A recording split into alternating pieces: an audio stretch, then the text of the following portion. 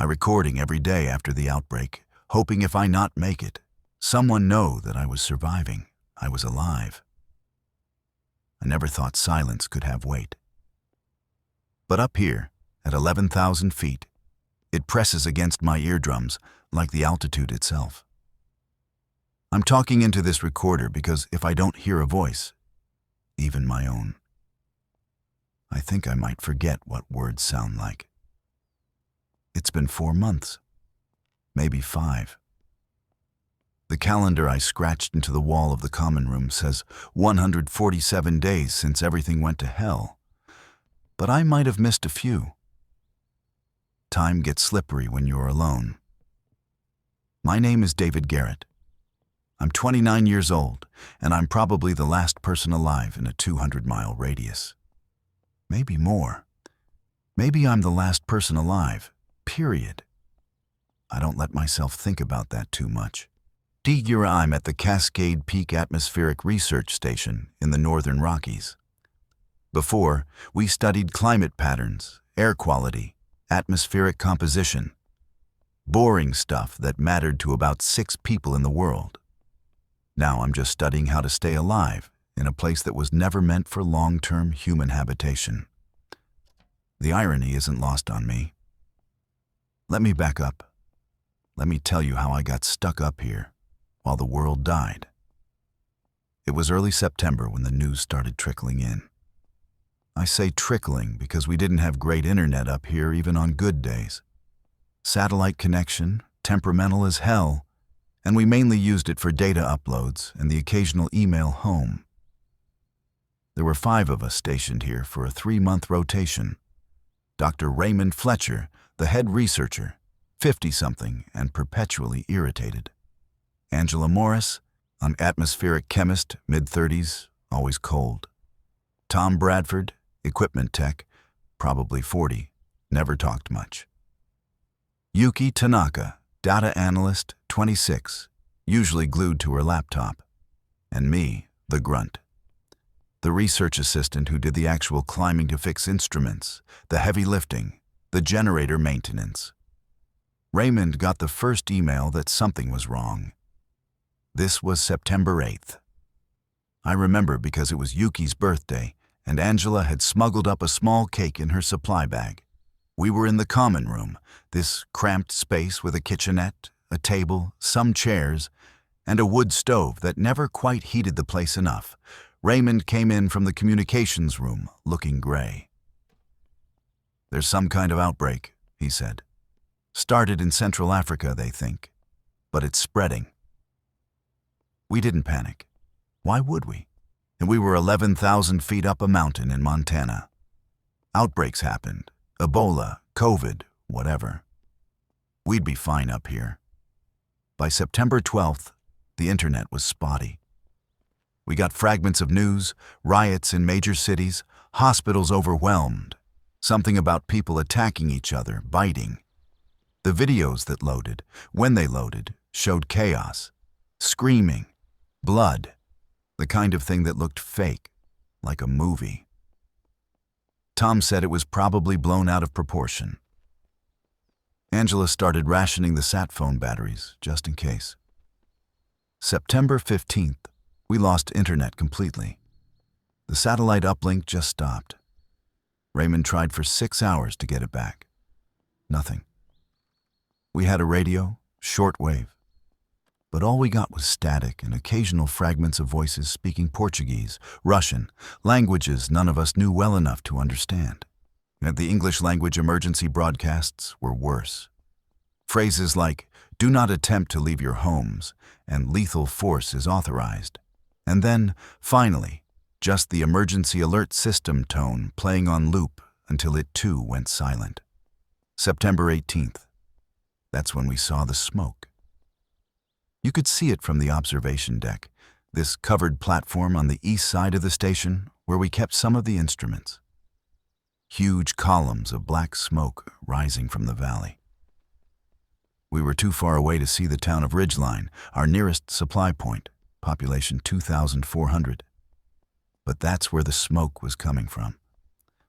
All of us stood there, watching it burn. Nobody said much. What was there to say? Raymond made the call. We'd stay put. We had supplies for 3 months, maybe 4 if we stretched them. We had water from the snowmelt filtration system.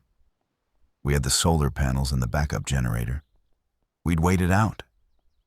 Whatever this was, it would blow over. Governments would get control.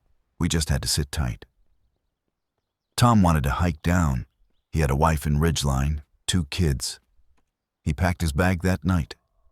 Raymond and Angela tried to talk him out of it, but he was going.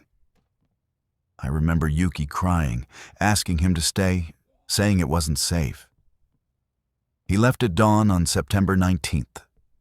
We watched him disappear down the trail with his hiking pack and a satellite phone that didn't work anymore. We never saw him again. The station sits on a granite plateau about a 1/4 mile across. The main building is the research hub. 2 stories, reinforced concrete and steel, built in the 70s and upgraded piecemeal ever since. Ugly as hell, but solid. The first floor has the common room, also the communications room, 2 bathrooms, and a storage area. Second floor is 4 small bedrooms and a lab. There's a separate generator shed about 50 yards away, and a storage bunker built into the rock that stays cold year-round. We kept perishables there. The only way up here is the trail. 8 miles of switchbacks carved into the mountainside, steep enough that supply runs required pack mules in summer. In winter, the trail was impassable. We had a helipad, but the station didn't own a helicopter. Supplies came up by mule train every 2 weeks during operational season, May through October. After that, the place was supposed to be evacuated until spring. We missed our September 20th supply run. Obviously. Raymond got paranoid after Tom left. Started talking about securing the perimeter like we were a military base. And the station sat exposed on the plateau, just the building and some scattered equipment. No fence, no wall. Why would there be? The mountain itself was the barrier. But Raymond had us dragging equipment crates to block the trail access point where it crested onto the plateau. Yuki and I spent a whole day stacking those heavy plastic cases into a makeshift barricade, while Angela inventoried our food and Raymond tried obsessively to get the radio working. We blocked the trail about 20 yards from where it topped out, made a wall 6 feet high. Pointless, really. Anyone could climb around it. But it made Raymond feel better. September gave way to October. The weather turned. We got our first snow on October 3rd, just a dusting, but it signaled the coming cold. Angela rationed our food into strict portions. Breakfast was oatmeal or cold cereal. Lunch was crackers, peanut butter, canned soup. Dinner was rice or pasta with canned vegetables, canned chicken, canned whatever. We had a lot of canned goods. The station was stocked for emergencies, just not this kind of emergency. The generator ran on propane. We had 4 large tanks, each good for about 6 weeks of continuous use if we were careful. Raymond instituted a schedule. Generator on for 4 hours in the morning, 4 hours in the evening. That gave us heat, lights, the ability to cook. The solar panels helped during the day when the sun was out, but October meant shorter days and frequent clouds. We wore our cold weather gear indoors. I slept in my sleeping bag with 2 wool blankets. Yuki started having nightmares. I'd hear her crying through the thin walls. Angela tried to comfort her, but what comfort was there? We didn't know what was happening down in the world. We didn't know if anyone was alive. We didn't know if help was coming. I tried to stay busy. I checked the instruments every day, even though we had no way to upload the data. I maintained the generator, cleaned the solar panels of snow, fixed a leak in the bathroom pipe. Routine helped. Routine kept the fear at bay. October 14th. That's when we saw the first one. I was outside, clearing snow from the solar array. It was late afternoon, the sun already dropping behind the western peaks, everything going blue and cold. I heard Angela scream from inside. Not a word, just this raw sound of terror. I dropped the broom and ran. Found her in the common room, staring out the east window. Raymond and Yuki were already there, or there was someone on the trail. At first, I thought maybe it was Tom coming back. But the way this person moved, jerky, stumbling, all wrong. We had binoculars for wildlife observation. Raymond grabbed them, trained them on the figure. "Oh God," he whispered. He handed me the binoculars. I looked. It was a woman, or had been. Hard to tell from the distance, maybe a quarter-mile down the trail. But even through the lenses, I could see the wrongness. The way her head lolled, the dark stains down her front, the weird shuffling gait like her legs didn't quite work right. She was coming up the trail. "Lock the doors," Raymond said. We had 2 external doors, front and back, both metal, both with deadbolts. Yuki ran to check them, already locked. We'd been locking them since Tom left. We watched the woman climb, slow, so slow. The trail is steep, switchbacks every 100 yards or so. And she kept walking off the edge, tumbling into the rocks, then getting up and continuing. No hesitation, no apparent pain. Just this relentless upward movement. "Is that one of them?" Angela asked. "The infected?" None of us answered, because we all knew it was. It took her 6 hours to reach the plateau. We watched the whole time, taking turns with the binoculars.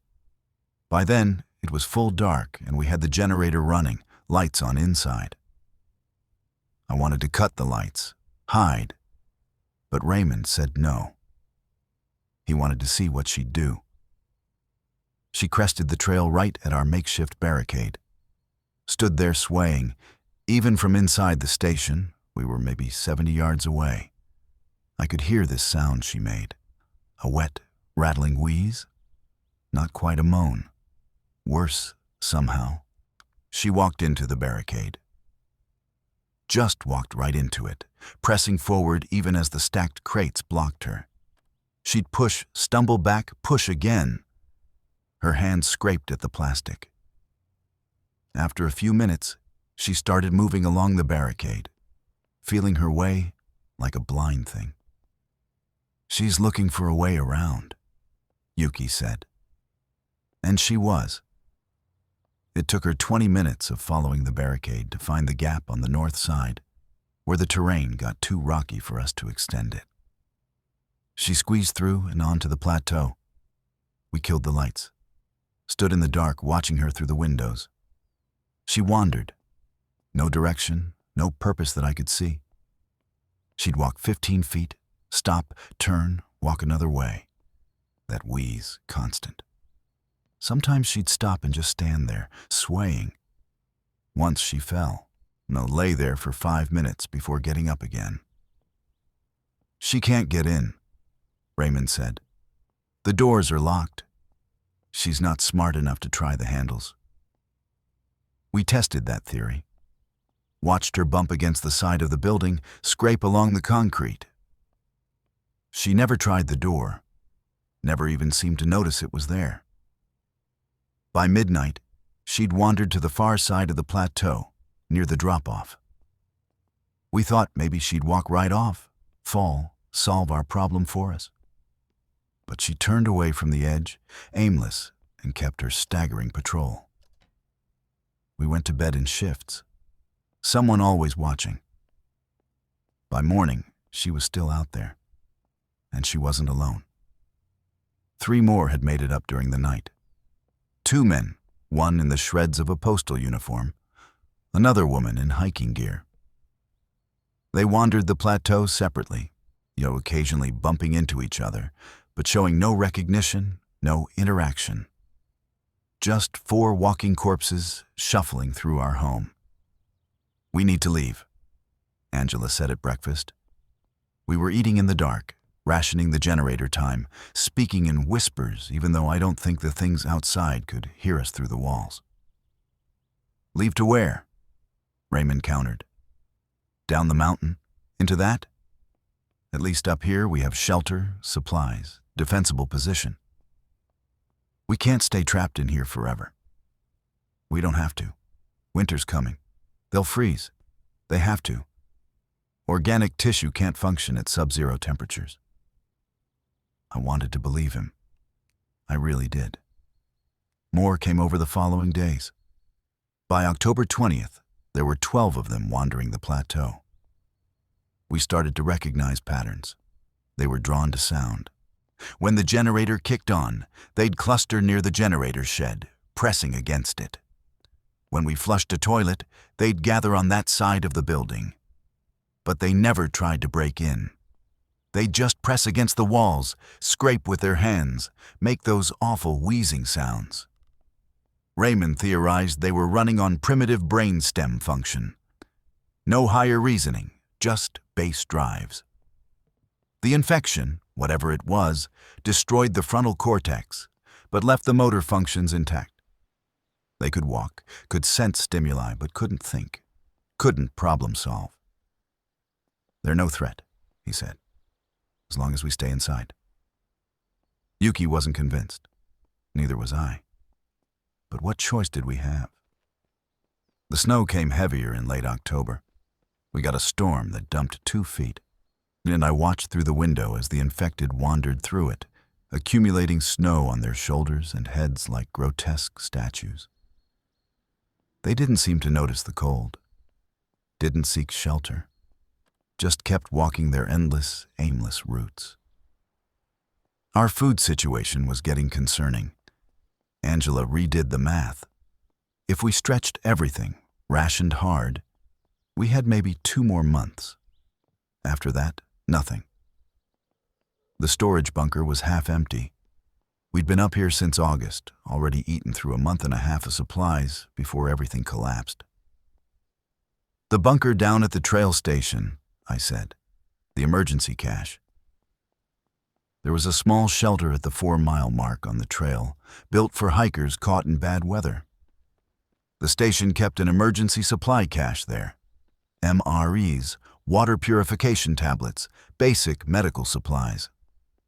Not a lot, but something. 8-mile round trip, Raymond said. "Through them. They're slow. I could make it." "Absolutely not," Angela said. "We're not risking it." But I could see them doing the math, too. 2 months of food versus the possibility of a few weeks more. It might make the difference. We tabled the discussion. November arrived. The infected didn't freeze. I don't know how to explain how wrong that was. We were getting nighttime temperatures below 0 Fahrenheit, the kind of cold that burns exposed skin in minutes. I'd watch them through the window, frost forming on their hair, on their clothes, ice crusting around their mouths. But they kept moving. Slower, maybe. Their movements more rigid. But they didn't stop. Didn't freeze solid. Didn't die again. "It's not possible," Raymond kept saying. He'd lost weight. We all had. The rationing meant constant hunger, a gnawing emptiness that made sleep hard. Tissue freezes. Water in cells crystallizes. They should be frozen. But they weren't. And more kept coming. By mid-November, there were at least 30 of them on the plateau. The trail was apparently still passable enough for them to climb, though I couldn't imagine how. We'd gotten 4 more feet of snow. The trail should have been buried. I started to notice differences among them.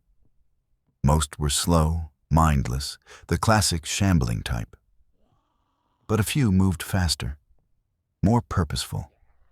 There was one, a man in a torn flannel shirt, who seemed to lead the others. Not consciously, I don't think, but they'd follow him when he moved. He'd stop at the building's walls, and the others would cluster around him, scratching at the concrete in unison. Yuki named him Red, because of the shirt. I told her not to name them. It made them seem too human. December. We celebrated Christmas by doing nothing. What was there to celebrate? We were down to 1 meal a day. Angela looked skeletal. Raymond had developed a cough that wouldn't go away. Yuki stopped getting out of bed most days. I was the only one still maintaining any routine. I'd check the generator, though we were down to our last propane tank. I'd clear the solar panels, though the winter sun barely charged the batteries. I'd watch the infected through the windows and try to understand what they were. Red had figured out the door. I watched it happen on December 28th. He was doing his usual routine, pressing against the front wall, when his hand brushed the door handle. It moved. Pira froze, if you can call it that when you're already moving at quarter speed. Then he did it again. Pushed the handle. The door rattled against the deadbolt. "Raymond," I called. "We have a problem." By the time Raymond got to the window, Red had been trying the handle for 5 minutes. Push, rattle, push, rattle. Over and over, with the patience of something that doesn't understand time. "He can't open it," Raymond said. "The deadbolt." Red changed tactics. Started throwing his weight against the door. The frame shuddered. "It's reinforced," Raymond said, but his voice had gone thin. "He can't possibly." Red hit the door again. Again. The other infected noticed, shuffled over, started hitting the door too. 30-some bodies, all the weight they could manage, slamming into a door that was 40 years old. When we heard the frame crack on January 2nd. "We need to reinforce it," I said. We dragged a filing cabinet against the door, then a desk, then anything else we could move. But the crack in the frame was visible now, a dark line running up the side. "We need to leave," Angela said. She'd said it every day for a week. "We have nowhere to go," Raymond shot back. Same argument. Same useless circular logic while the door frame cracked further and our last propane tank ran empty. January 5th. The generator stopped. We were out of fuel. The solar panels gave us enough power for a few LED lights during the day, but no heat, no way to cook anything that required more than cold water. The temperature inside the station dropped to just above freezing. We wore every layer we owned. January 8th. The door broke. Oscar, I was in my room when I heard the sound. This huge splintering crack followed by a crash. Ran downstairs to find the filing cabinet toppled, the desk shoved aside, and Red standing in the doorway. The frame had given way completely on one side. The door hung at an angle, held only by the bottom hinge. Red stepped inside. Behind him, the others pushed forward. I screamed for Raymond, for Angela, for anyone. Grabbed a fire extinguisher from the wall, our closest thing to a weapon, and swung it at Red's head, connected with a crunch that felt wet and wrong. He stumbled, but didn't fall. Grabbed for me with hands that were more ice than flesh. I hit him again, drove him back through the doorway. Angela appeared with a metal chair, swinging it like a club. We fought them in the doorway. A desperate brawl against bodies that didn't feel pain, didn't tire, just kept pressing forward with that awful single-minded need. Raymond got the back door open. "Go," he screamed. "Out the back." I didn't want to go outside. Outside was full of them.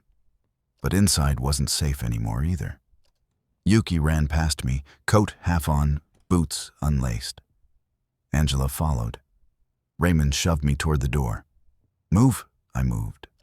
Out into the winter night, into cold so sharp it felt like breathing glass. The plateau was crawling with infected, more than I'd realized, maybe 50 or 60, all slowly turning toward us, toward the sound and movement. "The bunker," Raymond gasped. "The storage bunker." We ran. I'd like to say it was some coordinated escape, but it was just panicked flight across snow-covered rock. Yuki fell. I hauled her up. Something grabbed Angela's coat. She twisted free, fabric tearing. The storage bunker was built into a rock face on the south side of the plateau, just a concrete box with a heavy door. We kept the perishables there, but there wasn't much left. Maybe some frozen vegetables, some ice-crusted packages of meat that were probably ruined. The door had a padlock. Raymond fumbled with the key while the infected closed in, 10 feet away, 5. The lock opened. We piled inside, slammed the door. Raymond shot the bolt home just as bodies hit the other side. The bunker was maybe 10 feet by 10 feet, concrete on all sides, no windows. Pitch black until Angela found her phone and turned on the flashlight. Our breath fogged in the beam. I could see the panic in everyone's eyes. "We're trapped," Yuki said. She was right. We'd traded one trap for another, smaller one. The door shuddered as the infected pressed against it. That wet, wheezing sound filtered through the cracks. But the door held. Heavy steel, hinges on the inside. They couldn't break through. "We wait them out," Raymond said. "They'll lose interest, wander off." "And then what?" Angela's voice was sharp. "Go back to the building? They're inside it now. All our supplies, our equipment. We'll figure it out. We just need to think." We sat in the dark and the cold and tried to think. The bunker wasn't meant for habitation. No heat source, no ventilation beyond the thin gap under the door. The shelves held a few frozen items in boxes we couldn't see properly without wasting phone batteries. We had the clothes we were wearing. Yuki had grabbed a blanket on her way out. That was it. March, the temperature in the bunker hovered around 20 degrees Fahrenheit. Cold enough to kill us if we stayed too long. Not cold enough to kill us quickly. We huddled together for warmth, took turns sleeping, though sleep was more like brief unconsciousness interrupted by violent shivering. Every few hours, someone would check the door, peer through the gap, try to count how many infected were still outside. They didn't leave. They pressed against the bunker like moths on a porch light, drawn by our sounds, our warmth. Whatever it was that made us different from the frozen landscape. January 9th bled into January 10th. We had no food, no water except handfuls of snow we'd scooped from near the door. Raymond's cough got worse. Angela's lips turned blue. Yuki barely spoke. "We're going to die here," Angela finally said. "No," Raymond wheezed. "We're not. We just need a plan." "What plan?" "We're trapped in a freezer surrounded by those things. We have no supplies. We're already hypothermic. What possible plan?" "The trail," I interrupted. "If we can get past them, get down the trail, we could reach the emergency cache. Maybe make it down to Ridgeline." "Ridgeline is gone?" Yuki said flatly. "We saw it burn." "Maybe not all of it. Maybe there are supplies. Other survivors?" "There are no other survivors," Angela said. "Haven't you figured that out? Tom's dead. Everyone down there is dead. We're the only ones left, and we're going to freeze to death in this hole because we were too stubborn to accept the truth." Raymond hit her. Just a weak slap, but shocking in its suddenness. "Shut up. Just shut up. We're not dead yet." Angela touched her face, to staring at him. Then she started laughing. This awful broken sound that echoed off the concrete. We lasted 3 days in that bunker. 72 hours of cold and dark and slowly losing our minds. On the 3rd day, Raymond didn't wake up. His cough had turned to pneumonia, and pneumonia in those conditions is a death sentence. We shook him, screamed at him, but he was gone. That's when Angela made her choice. She stood up, brushed the frost from her coat, and walked to the door. "What are you doing?" I asked. "I'm leaving." "You can't. They're still out there." "I know." She unbolted the door. "But I'm not dying in here. I'd rather take my chances." "Angela, don't." She opened the door. The infected were there, clustered around the entrance like they'd been waiting. Red in front, flannel shirt now stiff with ice. Angela stepped out, walked right into them. I expected screaming, expected them to tear her apart. But they didn't. They grabbed her, yes. Their frozen hands clutched at her coat, her arms. But they didn't bite, didn't attack. They just held her, pulled her into their mass, and she disappeared among them. I caught a glimpse of her face before the door swung shut. She wasn't screaming. She was smiling. The door slammed. Yuki shot the bolt. We sat in silence. "Did they turn her?" Yuki finally asked. "Is that what happens?" I didn't answer. I didn't know. It was just the two of us now. We lasted another day before Yuki broke. I woke up, or came back to consciousness, to find her standing by the door, hand on the bolt. "Yuki, no." "I can't do this anymore," she said quietly. "I can't sit here in the dark and wait to freeze. I can't. Please, we can make it. We can make it to what, David? There's nothing out there, nothing waiting, just more cold and more of them. I'd rather join them than die alone in here." "You're not alone. I'm here." She looked at me. Her eyes were strange, distant. "No, you're not. Not really. None of us are here anymore. We stopped being people the day we saw that smoke." She opened the door. This time I didn't try to stop her. What right did I have? The infected were still there. Fewer now, maybe 15 or 20. The rest had wandered off. Red was gone. But there were enough. They took Yuki like they'd taken Angela. She walked into their arms, and they enveloped her. And then they all shuffled away across the plateau like some slow-moving organism, taking her with them. I was alone. I stayed in the bunker for another day because I didn't know what else to do. Eventually, thirst drove me out. I needed water. Needed to see if anything was salvageable. The plateau was empty when I emerged. The infected had wandered off, down the trail maybe, or over the edges, into the ravines. I didn't see any bodies. I walked across to the main building on legs that barely worked, convinced every step would be my last. The building was a disaster. The infected had wandered through it, knocked things over, broken equipment. But they hadn't destroyed it with any purpose. Just blundered through like animals. Most of our supplies were still there, scattered but intact. I found canned goods in the snow outside the broken door. Found a working camping stove and fuel canisters we'd stored in the lab.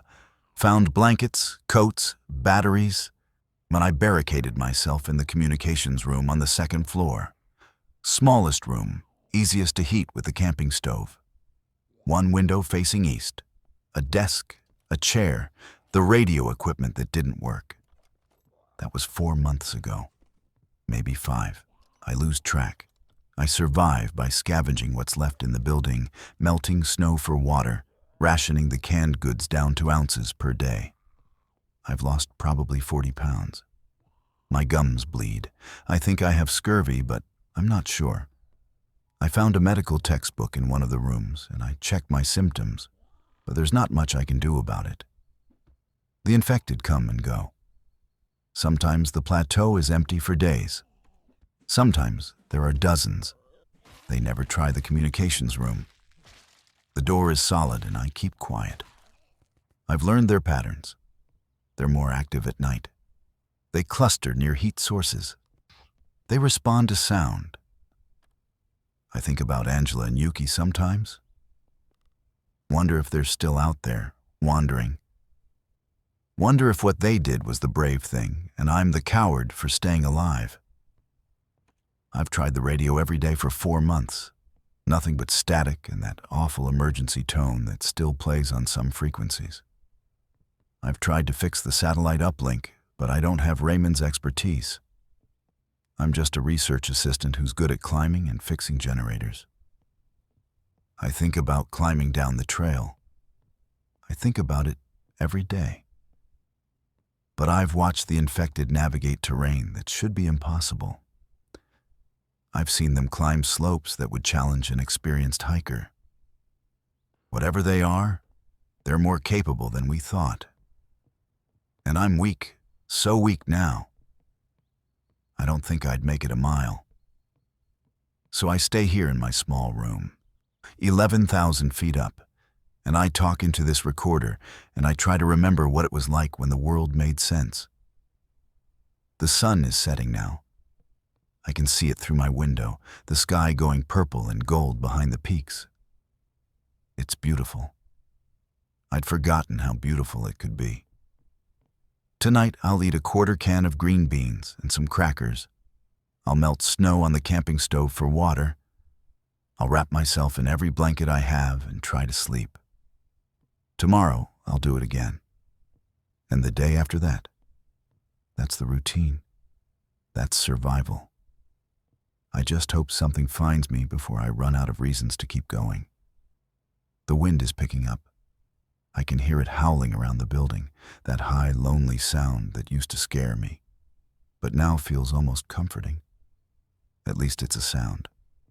At least it means the world is still moving, still changing, even if I'm stuck in this one place. I should stop recording, save the batteries. But talking helps, even if no one ever hears this, even if I'm just talking to myself. My name is David Garrett. I'm 29 years old. I'm alive. For now. January, something. I stopped counting days. The weather has been brutal. We got another storm that dumped 3 feet of snow in about 12 hours. I watched it from my window, the wind driving the flakes horizontal, visibility dropping to nothing. The temperature inside the communications room dropped to maybe 15 degrees. Even with the camping stove running, I couldn't get warm. I wore every piece of clothing I could layer. 2 pairs of long underwear, 3 shirts, 2 sweaters, a down jacket, snow pants, 2 pairs of socks, boots, gloves, a hat pulled low, and I looked like a walking pile of laundry, but I was still shivering. During the storm, I heard them outside. The infected. They don't care about blizzards. I saw shapes moving through the whiteout, slow shadows that appeared and disappeared. One of them stopped right outside my window and just stood there for an hour, face pressed against the glass.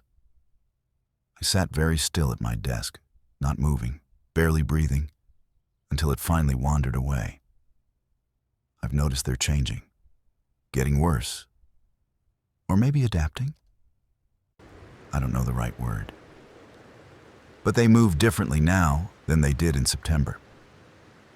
More coordinated. Some of them still shuffle with that classic zombie gait, but others walk almost normally.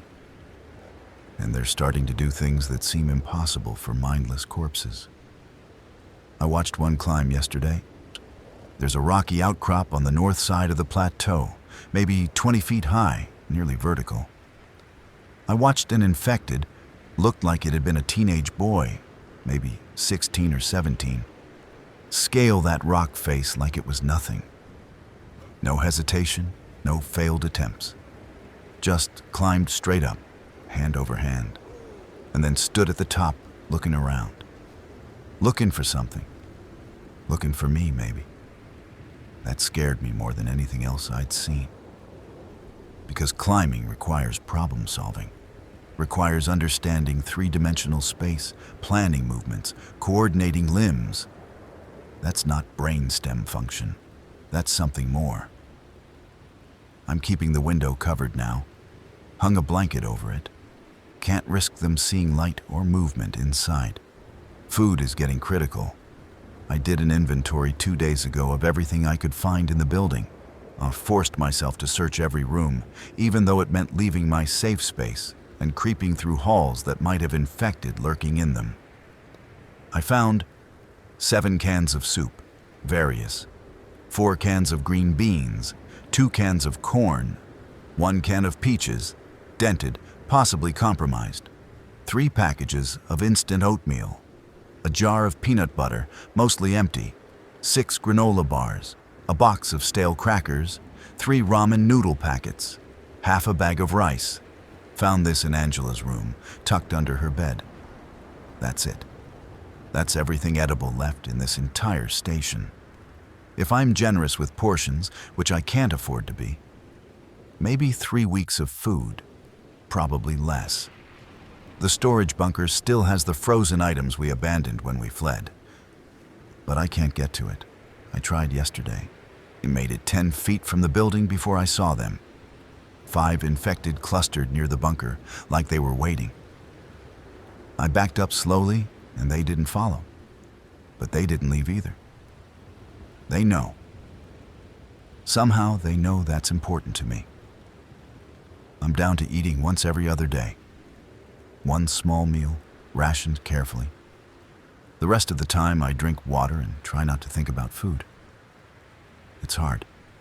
I dream about meals I used to eat without thinking. Fast food burgers, pizza, my mom's meatloaf. Things I took for granted when the world was normal. The hunger makes everything harder, makes me lightheaded, makes my thoughts fuzzy. I've started forgetting things. Simple things. Yesterday I spent 10 minutes looking for the can opener before realizing I was holding it. I need to do something. Can't just sit here and starve. But what? The trail is the only option.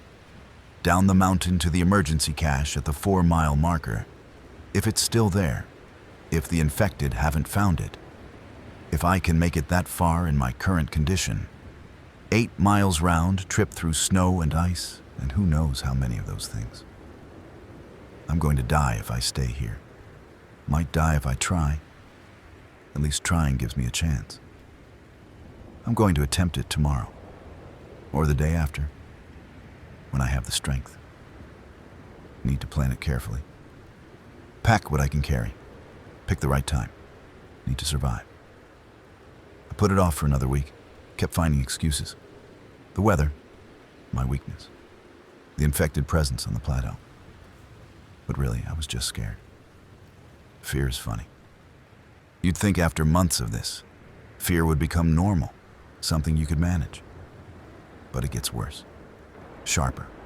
Every day alive is another day the odds can turn against you, and you feel that in your bones. But hunger won out over fear. 3 days ago, I ran out of food completely. Ate the last granola bar and licked the peanut butter jar clean, and that was it. I've been drinking water and melted snow and nothing else since then. Yesterday, I couldn't stand up without blacking out. So today I'm going. I packed a hiking backpack with what I might need. The camping stove and 1 fuel canister. A flashlight and spare batteries. The fire extinguisher, only weapon I have. A water bottle, first aid kit, rope, not sure why, but it felt important. Spare clothes. This recorder I'm wearing my winter gear. Snow pants, parka, boots, gloves. I look ridiculous, but that doesn't matter. Survival isn't about looking good. The plan is simple. Wait for early morning when the infected are least active. Move fast and quiet down the trail. Get to the emergency cache. Load up on whatever's there. Get back before dark. Simple. Right. It's 5 a.m. now. Still dark, but I can see the first gray light starting to outline the eastern peaks. Time to move. I'm scared. I should say that for the record. In case this goes wrong and someone finds this recorder someday, I'm absolutely terrified. But I'm going anyway. Wish me luck. I'm alive. Barely. I'm back in the communications room. It's night now, I think. Hard to tell. Everything is pain and exhaustion, and I can barely think straight. but I need to record this while it's fresh. I left at dawn like I planned. The plateau was empty, no infected in sight, which should have been my first warning that something was wrong. They're always there. Always at least a few. But I didn't think about it. Just grateful for the clear path. The trail was worse than I expected. The snow had drifted in places, hiding the actual path. Other sections were solid ice. I slipped twice in the first 100 yards, nearly went over the edge the second time. Caught myself on a boulder, heart hammering, hands shaking. Took me an hour to go half a mile. The sun came up, bright and cold, reflecting off the snow until everything was glare and squinting. My legs felt like rubber. The altitude and the starvation were making each step an effort. I saw the first body at the 1 mile mark. It was Tom. I recognized his jacket. Blue Gore-Tex with a yellow stripe. He was half buried in snow, frozen solid, face down. I almost walked past him, thought he was just a rock or a drift. But then I saw his hand sticking out. I stood there for a long time, looking at that hand. Should have kept moving, but I couldn't. Tom had a wife, 2 kids. He'd left to try to save them. And here he was, didn't even make it halfway. What happened to him? Did he freeze? Get attacked? Give up? I'll never know. Kept moving. Had to. The trail got steeper, the switchbacks tighter. My breath came in ragged gasps. Altitude sickness was setting in. Headache, nausea, that disconnected feeling like you're not quite in your own body. At 2 miles, I saw my first infected. She was sitting beside the trail, just sitting there in the snow, back against a rock, arms at her sides. Eyes open but not seeing, not moving at all. Frozen, dead again, I didn't know. Didn't want to find out. Gave her a wide berth, kept my fire extinguisher ready. I watched for any twitch or movement. Nothing. She just sat there. Found 3 more in the next mile, all motionless in various poses, like sculptures. One was standing, one had fallen face first into a drift. One was halfway up a tree for reasons I couldn't imagine. All frozen solid. Raymond had been right in a way. The cold did stop them. Just took longer than any of us expected. Took temperatures so low that even whatever animated them couldn't function. Small comfort. The emergency cache was at the 4 mile shelter, a small wooden structure built into the hillside. I saw it ahead, roof heavy with snow, door hanging open. Door hanging open. That wasn't right. The door was supposed to be closed, latched. Station policy. I approached slowly. The shelter was dark inside. I pulled out my flashlight, clicked it on, swept the beam through the doorway. Empty. Completely empty. The cache was supposed to have metal boxes bolted to the floor, filled with emergency supplies. The boxes were there, broken open. Everything inside was gone. Someone had been here. Recently. The scratch marks on the metal were still bright, not rusted. Footprints in the dust, signs of a fire in the corner where someone had burned something for warmth. I stood in that empty shelter and wanted to cry. All this effort, all this risk, for nothing. But then I noticed something. The footprints. They were boot prints, human boot prints.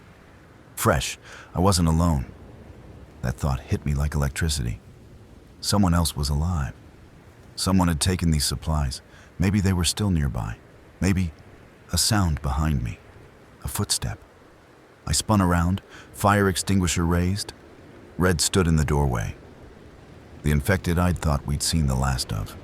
His flannel shirt was caked in ice, his face a ruin of frostbite, but he was moving. Slow, stiff, but moving. And he wasn't alone.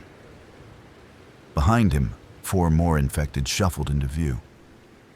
I did the only thing I could. Charged straight at Red, slamming into him with the extinguisher. He went down, I scrambled over him, running, sliding down the icy trail. They followed. Of course they followed. That was the thing about them. They never stopped. I ran until my lungs burned, until I tasted blood, until my legs gave out and I collapsed in the snow. Lay there gasping, waiting to feel their hands grab me. Nothing. I looked back. They were there, maybe 50 yards up the trail, but moving so slowly. The cold had slowed them to quarter speed. I could walk faster than they could chase. I walked, then jogged, then ran again when I got my breath back, climbed back up that trail faster than I'd come down, driven by pure panic. I didn't stop until I was back at the plateau, back in the building, door barricaded behind me. Back in my communications room with every lock engaged.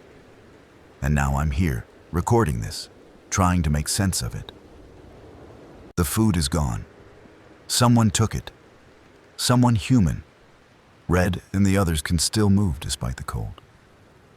I'm trapped here with no supplies and no options. I don't know what to do anymore. I really don't. 2 days since the trail attempt. I've been existing in a haze of hunger and despair. Can't sleep, can't think clearly. Just lying on the floor of the communications room, wrapped in blankets, drifting in and out. I keep thinking about those boot prints. Someone was in that shelter. Someone alive, capable enough to break into the cache, smart enough to take everything useful. Were they from Ridgeline? Another station? Where are they now? Part of me wants to believe there's a whole community of survivors down there, holed up somewhere, thriving. But the logical part, the part that's kept me alive this long, knows that's fantasy. If there were survivors, we'd have seen smoke from their fires, heard something on the radio. The silence is too complete. Whoever took those supplies is probably alone like me, desperate like me, maybe dead by now. I've started hallucinating, I think. Yesterday I saw Raymond sitting in the corner of the room, coughing. Told me I should have listened to him, should have stayed in the bunker. When I blinked, he was gone. This morning I heard music, classical piano, very faint, coming from somewhere in the building. Followed the sound to the common room. Empty, silent, no piano, no music. My mind is eating itself. The infected have been more active. I can hear them outside sometimes. That wet wheezing, the scrape of frozen flesh on concrete. They bump against the building at night. During the day, I watch them through a crack in the window blanket. They've started gathering, not wandering randomly like before. Gathering in groups, standing in loose clusters near the building, near the storage bunker, near the generator shed. Like they're waiting for something. Waiting for me to come out, maybe. They're patient. I'll give them that. I tried to count them yesterday. Got to 43 before I lost track. 43 infected on a plateau that should be impossible to reach in winter. How many more are on the trail? How many in the valleys below? I think about Angela's smile when she walked out to them. Think about Yuki's empty eyes. Were they right? Is joining them the better option? At least they're not alone. At least they're not starving. No, that's the hunger talking. The isolation. I can't start thinking like that. I need food. Need to focus on food. There has to be something left. Some overlooked cache, some forgotten supply. I've searched the building, but maybe I missed something. People hide things, smuggle treats in their personal bags. Maybe there's a candy bar in someone's drawer, a protein bar in a coat pocket. I'm going to search again. Every room, every corner, every possible hiding place. Have to try. What else is there? I found something. Not food. Something worse. I was searching the lab on the second floor, going through drawers and cabinets I'd already checked twice. Getting desperate, irrational. I pulled out a whole cabinet drawer, dumped the contents, Old papers, broken equipment, pens, onto the floor. Behind where the drawer had been, tucked into the cabinet frame, was a journal. Angela's journal. I recognized her handwriting on the cover. Small, precise letters. A. Morris, private. I shouldn't have read it. It was private, personal. But I'm alone in a dead world, and she's either dead or one of them. And the need to read another person's thoughts, to remember that people used to have inner lives, was overwhelming. I sat on the floor of the lab and read. The first entries were from August, about when we first arrived at the station. Mundane observations about the work, complaints about Raymond's management style, jokes about Tom's silence. Normal stuff. Then September, the outbreak. Her entries got shorter, more frightened. She wrote about the smoke from Ridgeline, wrote about her parents in Seattle, wondering if they were okay, if they were even alive. She'd tried calling them when the sat phone still worked. No answer. October entries were darker. She wrote about the infected on the plateau, her fear that we were trapped, but also her frustration with Raymond's denial, his insistence that we could wait it out. Then this entry, dated October 23rd. I think there's something wrong with the infected beyond just the disease. Something about how they move, how they gather. They're not random. I've been watching them from the window when the others sleep. They respond to each other. Not consciously, maybe, but there's a pattern, like a hive mind or something. Tom would say I'm being paranoid. Raymond would tell me to stick to atmospheric data. But I know what I'm seeing. They're coordinating. November. Raymond is getting worse. The cough, yes, but also his thinking.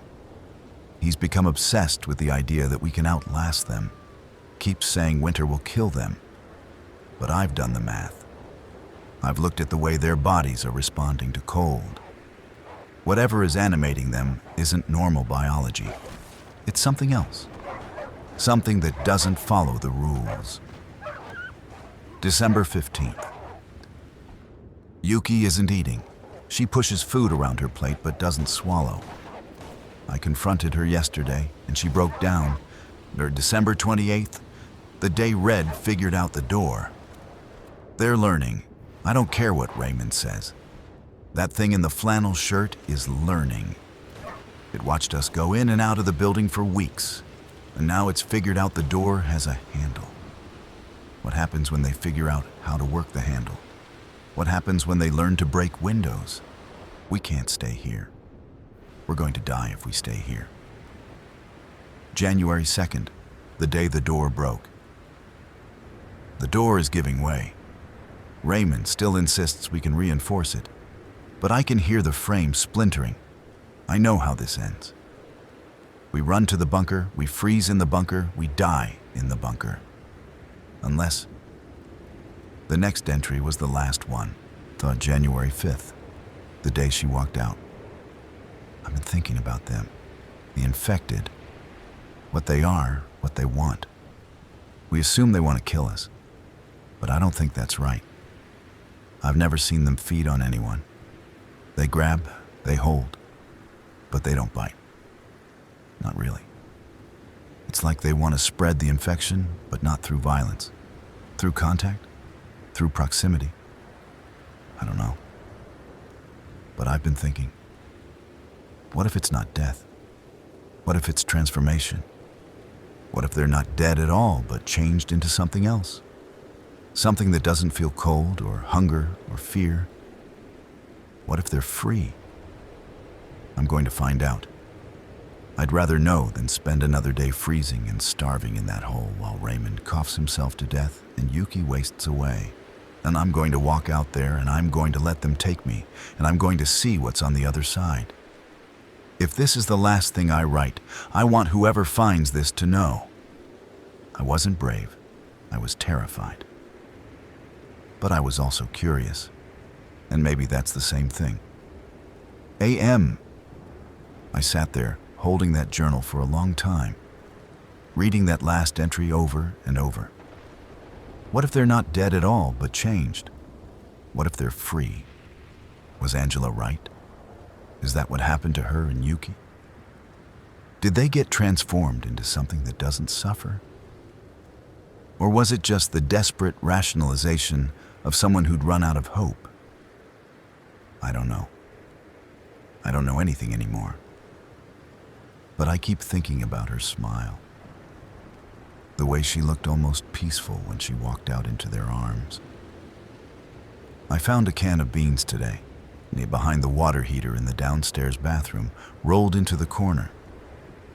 Must have fallen back there months ago and we never noticed. I ate half of it cold, saved the other half for tomorrow. It's not much, but it's something. Bought me maybe 2 more days. 2 more days of what, though? Sitting here waiting to starve, waiting for the infected to find a way in, waiting to go crazy enough that walking out to them seems reasonable? The weather has turned again. We're getting a warm spell, relatively warm anyway. Temperatures in the 30s during the day. The snow is melting, turning to slush. I can hear water dripping off the roof, running down the gutters. The infected are more active in the warmth. I counted 52 today. They're all over the plateau, moving with more coordination than before. And they've started doing something new. They stack rocks. I watched 3 of them spend hours piling stones into cairns near the building. No reason for it that I could see. They'd pick up a rock, carry it over, place it carefully, then shuffle away to find another rock, building these small towers of stone that served no purpose. Why? Are they marking territory? Following some dim memory of human behavior? Or is it something else, some emergent behavior that comes from the infection? Angela would have documented this, would have tried to understand it. I just watch and feel my grip on reality slipping a little more. The journal is gone. I left it on the desk in the communications room yesterday. This morning it was gone. I've searched everywhere. It's not here. I'm the only person in this building. I'm certain of that. I've checked every room multiple times. There's no one else. The doors are all locked from the inside. So where did it go? Did I move it and forget? That's possible. The hunger makes me foggy, but I remember putting it on the desk. I remember. Unless I'm losing time, having blackouts, moving things while I'm not fully conscious. It's a terrifying thought. Or maybe one of them got in. Maybe they're smarter than I think, smart enough to move quietly, to open doors, to take things, to watch me. I've started barricading the communications room door from the inside at night, pushing the desk against it, sleeping with the fire extinguisher in my hands. I don't feel safe anymore, not even in my smallest sanctuary. Something is very wrong. I woke up this morning and I was in the common room, not the communications room where I'd fallen asleep. The common room on the first floor, lying on the couch, still wrapped in my blankets. I don't remember going downstairs. Don't remember walking through the building, unlocking doors. But I must have. I must have done it while I was asleep or in some kind of fugue state. Sleepwalking? Maybe. The stress, the hunger, the isolation, all of it could cause dissociative episodes. But here's the thing that makes my skin crawl. The front door was unlocked, not open, just unlocked. The deadbolt drawn back. I always lock it, always. Multiple times a day I check it. It's the only thing standing between me and them. Did I unlock it in my sleep? Walk down here, unlock the door, and then lie down on the couch? Or did something else unlock it? I'm trying to stay rational. There's a logical explanation. Has to be. I'm malnourished, sleep-deprived, probably hypothermic. My brain isn't working right. That's all this is. But I keep thinking about the journal disappearing.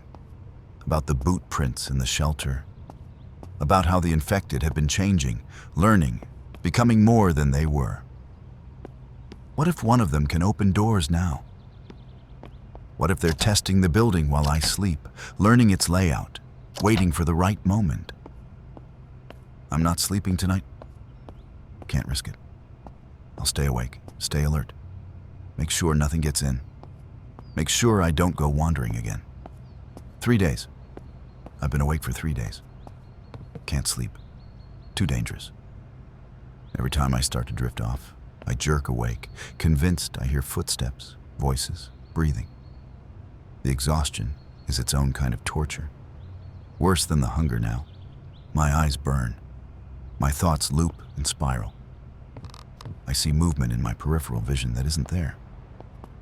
Earlier today, or maybe yesterday, time is liquid, I saw Raymond again, standing in the doorway of the communications room, watching me. His face was gray, lips blue. He coughed, that wet, rattling cough, and blood sprayed from his mouth. "You should have left when you had the chance," he said. I threw the fire extinguisher at him. It went through his chest and hit the wall. He wasn't there. Never had been. The hallucinations are getting worse. I've started talking back to them, arguing with Raymond about evacuation protocols, apologizing to Tom for not stopping him, asking Angela what she found out there, what it felt like to join them. Sometimes they answer. Their voices are so clear, so real. I know they're not real. I know it's just my brain trying to cope with the isolation, creating companions from memory and guilt. But knowing doesn't make them go away. The infected are right outside now. I can hear them. They've surrounded the building, pressing against the walls. That wheezing sound is constant, a chorus of wet breath and creaking joints. They're waiting, patient, endless. I'm running out of time. I ate the last of the beans yesterday. There's nothing left. Not a single edible thing in this entire building. I've chewed on leather boot laces just to have something in my mouth. I've melted snow and stirred in dirt to make it feel more substantial. My body is shutting down. I can feel it. My hands shake constantly. My heart beats irregular, skips and flutters. I stood up too fast earlier and blacked out. I woke up on the floor with no memory of falling. This is it. This is how it ends. Not with the infected breaking in, not with some dramatic last stand. Just slow starvation in a locked room while the world stays frozen outside. I should do something. Should make some final effort. Attempt the trail again. Try to signal for help. Something. But I can't. Don't have the strength. Can barely make it from the floor to the chair. So I'm just recording this. Leaving a record. In case anyone ever comes here. In case there's a future where people wonder what happened to the Cascade Peak station. We tried to wait it out. We thought we'd be safe up here. We were wrong. That's it. That's the whole story. I'm going to stop recording now. Save the battery. Not sure why. Habit, I guess. If you're hearing this, whoever you are, I hope you're somewhere safer than I am. I hope the world got better. I woke up outside. Don't know how. Don't know when. But I'm lying in snow, behind the storage bunker. No coat, no boots, just my base layers and socks. I'm so cold I can't feel my fingers. Can't feel my feet. Everything is white and bright, and I can't understand how I got here. Sleepwalking? Did I walk out here in some kind of delirium? I need to get inside. Need to get warm. But my legs won't work right. I keep trying to stand and falling. There's something moving near me. Shadows in the glare. Coming closer. I think they're infected. I think they finally got me. I'm too tired to be afraid. Maybe Angela was right. Maybe this is better. Maybe I'm not dead. I don't understand why, but I'm not dead. I'm back in the communications room. Don't remember getting here. Don't remember anything after collapsing in the snow. But I'm here, wrapped in blankets, frost-bitten but alive. Did I crawl back? Did something bring me? My recorder was on the desk, still running. I must have left it recording when I, whatever. Lost time, had an episode. I played it back, listened to my own voice saying I was giving up, then silence, then hours of ambient sound. Wind, creaking building, that awful wheezing. Then, at around the 4-hour mark, a sound that makes my blood freeze. Footsteps. Inside the building, coming up the stairs. The communications room door opening. A voice. Female. Quiet. Jesus Christ, he's barely breathing. Rustling sounds. Movement. The voice again. Okay. Let's get you warm. More sounds. Things being moved. Then the footsteps retreating. Eve the door closing. Silence. I've listened to that section 10 times now. It's definitely there. A woman's voice. Not Angela. Not Yuki. Someone else. Someone real. Someone saved me. I searched the room. Found things I didn't put there. A bottle of water. A protein bar. A chemical heat pack, spent now but still warm. Someone was here. Someone helped me. I'm not alone. I've been watching the plateau from the window for hours, trying to spot any sign of another person. But all I see are the infected, shuffling through the slush, their movements leaving tracks that melt and fill with water. Who was she? Where is she hiding? The storage bunker is the only other enclosed space on the plateau. Could she be in there? But I watched the infected cluster around it for days. How would she get in and out? Unless she's controlling them somehow, leading them away when she needs to move. No, that's crazy. They can't be controlled. Can they? I ate the protein bar slowly, making it last. First real food in days. I wanted to wolf it down, but forced myself to take small bites, let my stomach adjust. Can't afford to get sick. The water was even better. Clean, cold, perfect. I drank half and saved half. Don't know when I'll get more. Whoever she is, she knows I'm here. Knows I need help. But why didn't she introduce herself? Why didn't she stay? Maybe she's afraid. Maybe she thinks I'm infected or dangerous. Or maybe she's testing me, seeing if I'm worth saving. I need to show her I'm okay, that I'm rational, stable, not a threat. I need to find her. I left a note today. Took a piece of paper and a marker and wrote, "Thank you. I'm okay. Please show yourself. David." Taped it to the inside of the communications room window where it could be seen from outside. Then I waited. Hours passed. The sun moved across the sky. The infected did their wandering patrol. No sign of anyone else. Just before dark, I saw movement near the generator shed. Quick, deliberate, human. I pressed against the window, trying to see better. A figure in dark clothes, moving between the shed and a cluster of rocks. Too far to make out details, but definitely a person. She stopped, looked up at my window. Even at this distance, I felt the weight of that gaze. She was evaluating me, deciding. Then she was gone, slipped behind the rocks and vanished like she'd never been there. But she saw the note. I'm sure of it. Come on, I thought. Please. I'm so tired of being alone. She came to me in the night. I was half asleep, propped in the chair with blankets wrapped around me, when I heard the door open. Gentle, careful. I jerked awake, grabbed the fire extinguisher. Easy, a voice said. I'm not here to hurt you.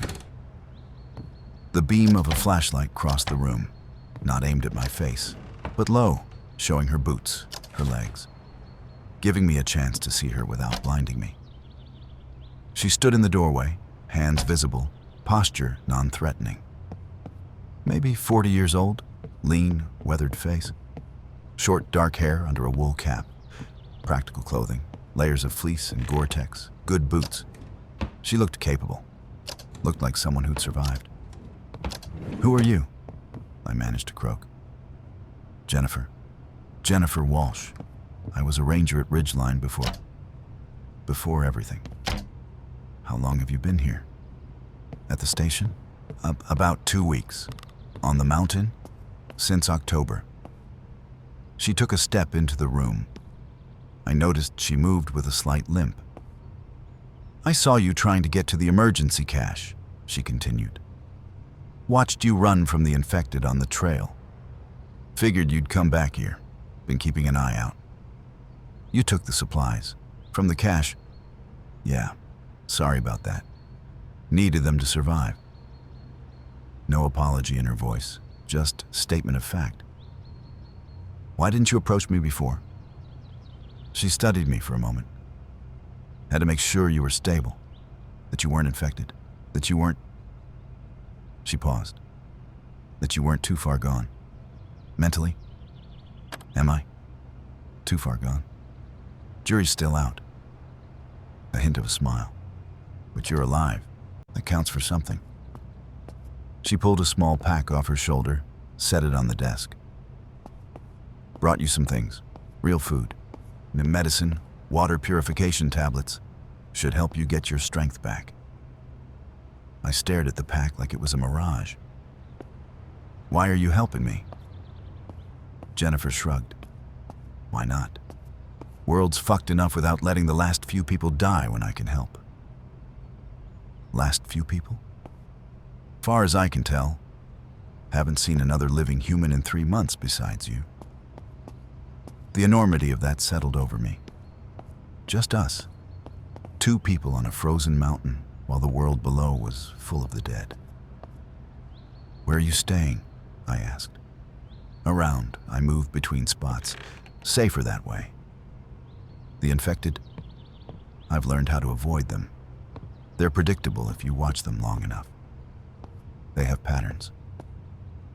She moved to the window, looked out at the plateau. I could see her more clearly now in the dim light. Hard lines around her eyes, scars on her hands. Someone who'd fought to survive. "I'm leaving tomorrow," she said. "Going down the mountain. Weather's warming enough that the lower elevations should be passable." My heart sank. "Leaving? But you should come with me." She turned back to face me. "Nothing left up here. No food, no long-term safety. Down in the valleys, there might be cached supplies, abandoned buildings with resources. Better chance than starving on this rock. The infected are everywhere. Up here, down there, doesn't matter. At least down there we have options. Can move, scavenge, adapt." I wanted to argue. The station was safe, familiar. The idea of leaving, of going out into the unknown, terrified me. But she was right. I'd almost died here. Would have died without her intervention. Staying was just slow suicide. "When do we leave?" I heard myself ask. "Not dawn. Pack light. Bring only what you can carry and actually need. It's going to be a hard trek." She moved to the door, then paused. "Get some rest. Eat the food I brought. We've got a long way to go." And then she was gone, the door closing softly behind her. I sat in the dark, holding the pack she'd left, feeling the weight of actual supplies, and for the first time in months, I felt something other than despair. I felt hope. I'm packed. Everything I own that's worth carrying fits in one backpack. It's pathetic how little that is. Some clothes, the medical kit, water bottles, the camping stove and fuel, this recorder and spare batteries, the fire extinguisher strapped to the outside of the pack because I'm not leaving my only weapon. I ate the food Jennifer brought, some kind of freeze-dried camping meal. Just add hot water, and it was the best thing I'd ever tasted. Chicken and rice. Simple. Perfect. I felt strength returning to my body, my mind clearing. I'm scared. Terrified, actually. The station has been my cage and my sanctuary for so long that the thought of leaving feels impossible. But Jennifer is right. There's no future here. Just slow starvation in an empty building while the infected wait outside. At least down there we can move. Can search for other survivors, other resources. Can maybe find a place that's actually defensible, sustainable. Can maybe find a reason to keep living beyond simple survival. The sun will be up soon. I can see the first gray light touching the eastern peaks. Jennifer said she'd meet me at the trailhead at dawn. I'm going, actually going. Leaving the Cascade Peak station behind. Part of me wants to say goodbye to this place. To Raymond and Angela and Yuki and Tom, even though they're gone. To the work we did here, the research that doesn't matter anymore. But goodbyes are for when things are over. And I'm not done yet. Still alive, still fighting. That has to mean something. The plateau looked different in the dawn light. Smaller somehow, less imposing. The infected were scattered around, maybe 20 of them visible, moving slow in the cold. Red wasn't among them. I wondered if he'd finally frozen solid somewhere down the trail. Jennifer was waiting at the barricade we'd built back in September. Felt like a lifetime ago. She had her own pack, significantly larger than mine, professional hiking gear. She looked ready. "You good?" she asked when I approached. "As good as I'm going to be." She studied the infected. "We're going to move fast and quiet. They'll hear us on the trail, probably follow, but we can outpace them. Key is not to stop, not to engage unless absolutely necessary. You understand?" I nodded. "If I say run, you run. If I say hide, you hide. No questions, no hesitation. Can you do that?" "Yes." "Okay." She checked her watch. "Let's go." We slipped around the barricade and onto the trail. The path was clearer than when I'd attempted it before. The snow melted enough to expose the rock in places. Jennifer set a brutal pace, and I struggled to keep up, my weakened body protesting every step. Behind us, I heard the wheezing sounds. The infected had noticed our movement. We're beginning to follow. "Don't look back," Jennifer said. "Just keep moving." We descended through the switchbacks. My legs shook with each step. The altitude made breathing hard. But I kept going, focused on Jennifer's back, on putting one foot in front of the other. At the 1 mile mark, we passed Tom's body. Still there, still frozen. Jennifer glanced at it, but didn't slow. "Friend of yours?" she asked. "Colleague. He left in September to try to reach his family."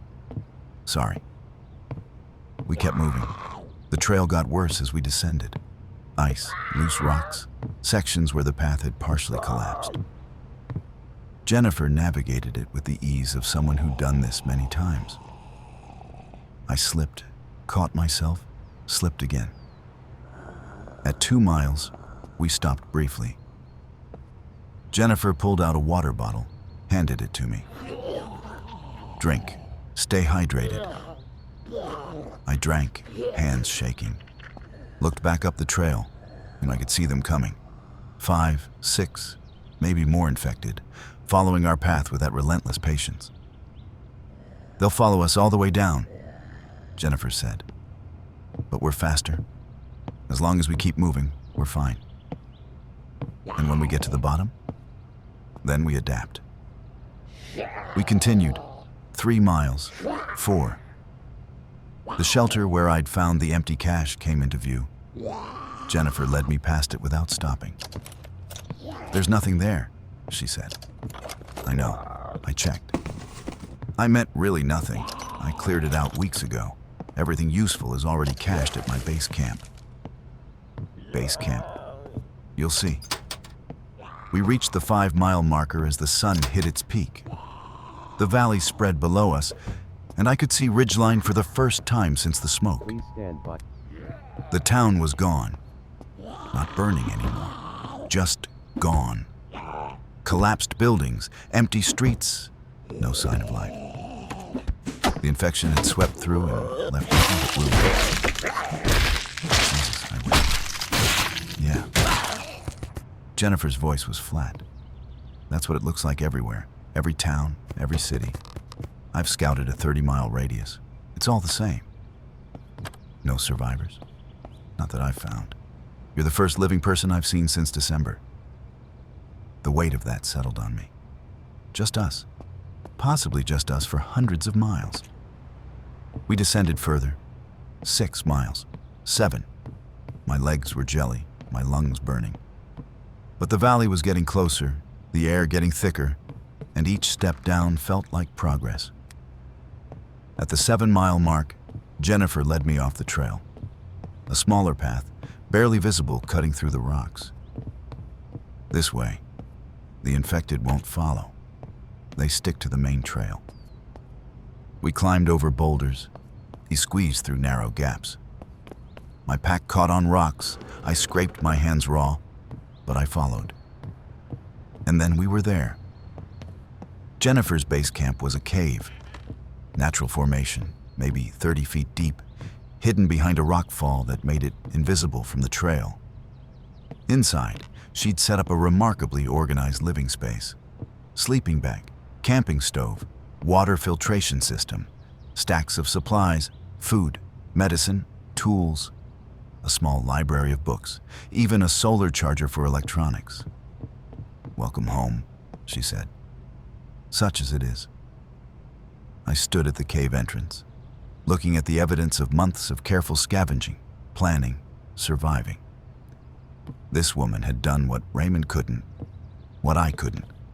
She'd adapted, thrived even, in circumstances that should have killed her. "How?" I asked. "How what?" "How did you survive? How did you build all this?" She started unpacking her gear. One day at a time, same as everyone.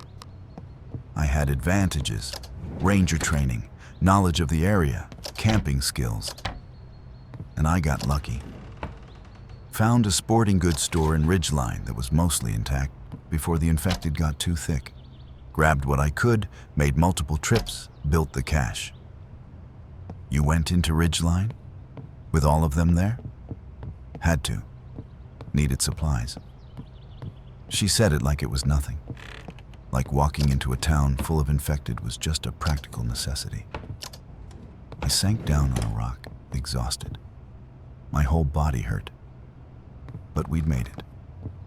We were down from the station, safe in this hidden cave. We'd survived another day. I've been at Jennifer's cave for a week now, maybe longer.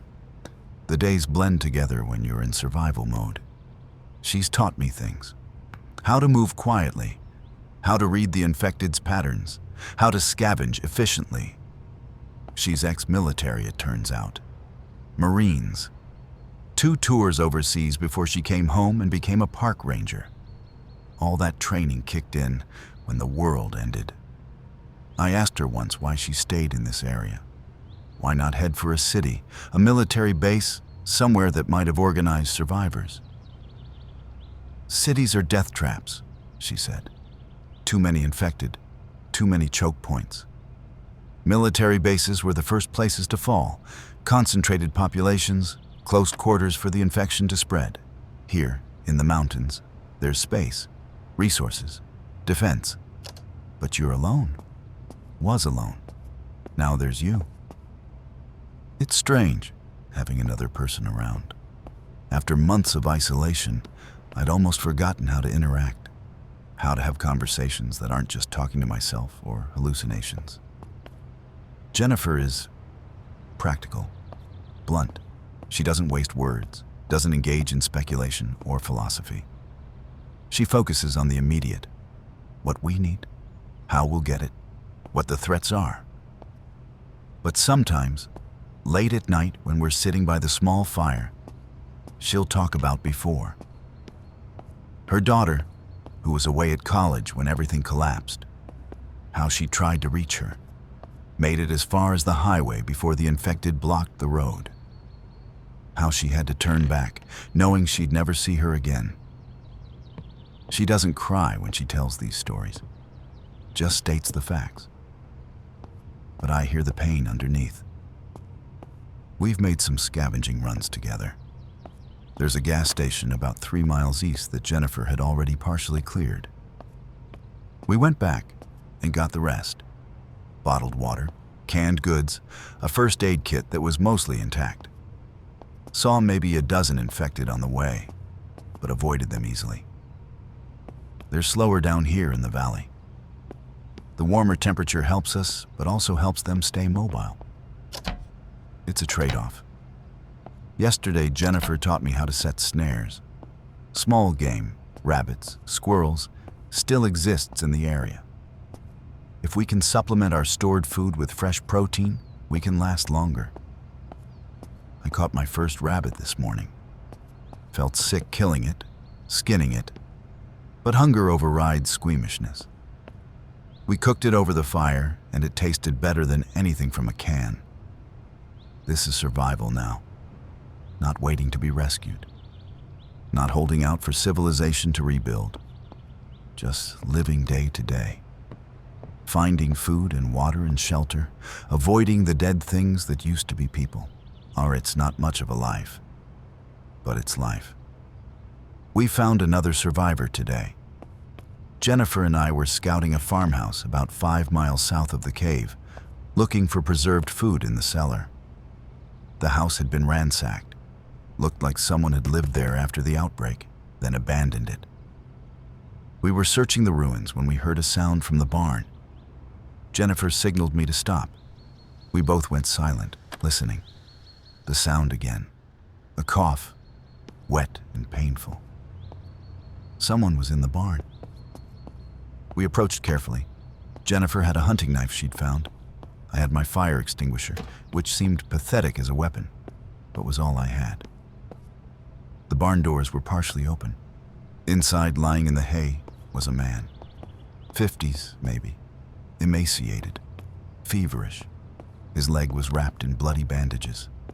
"Help," he croaked when he saw us. "Please." Jennifer and I exchanged looks. A survivor meant hope, another person who'd made it through. But it also meant complications. Resources were limited. Could we afford to help someone who was already half dead? I moved forward before I could overthink it. Knelt next to him. What happened? Fell. 3 days ago. Legs infected. I tried to clean it, but... He gestured weakly at the bandages.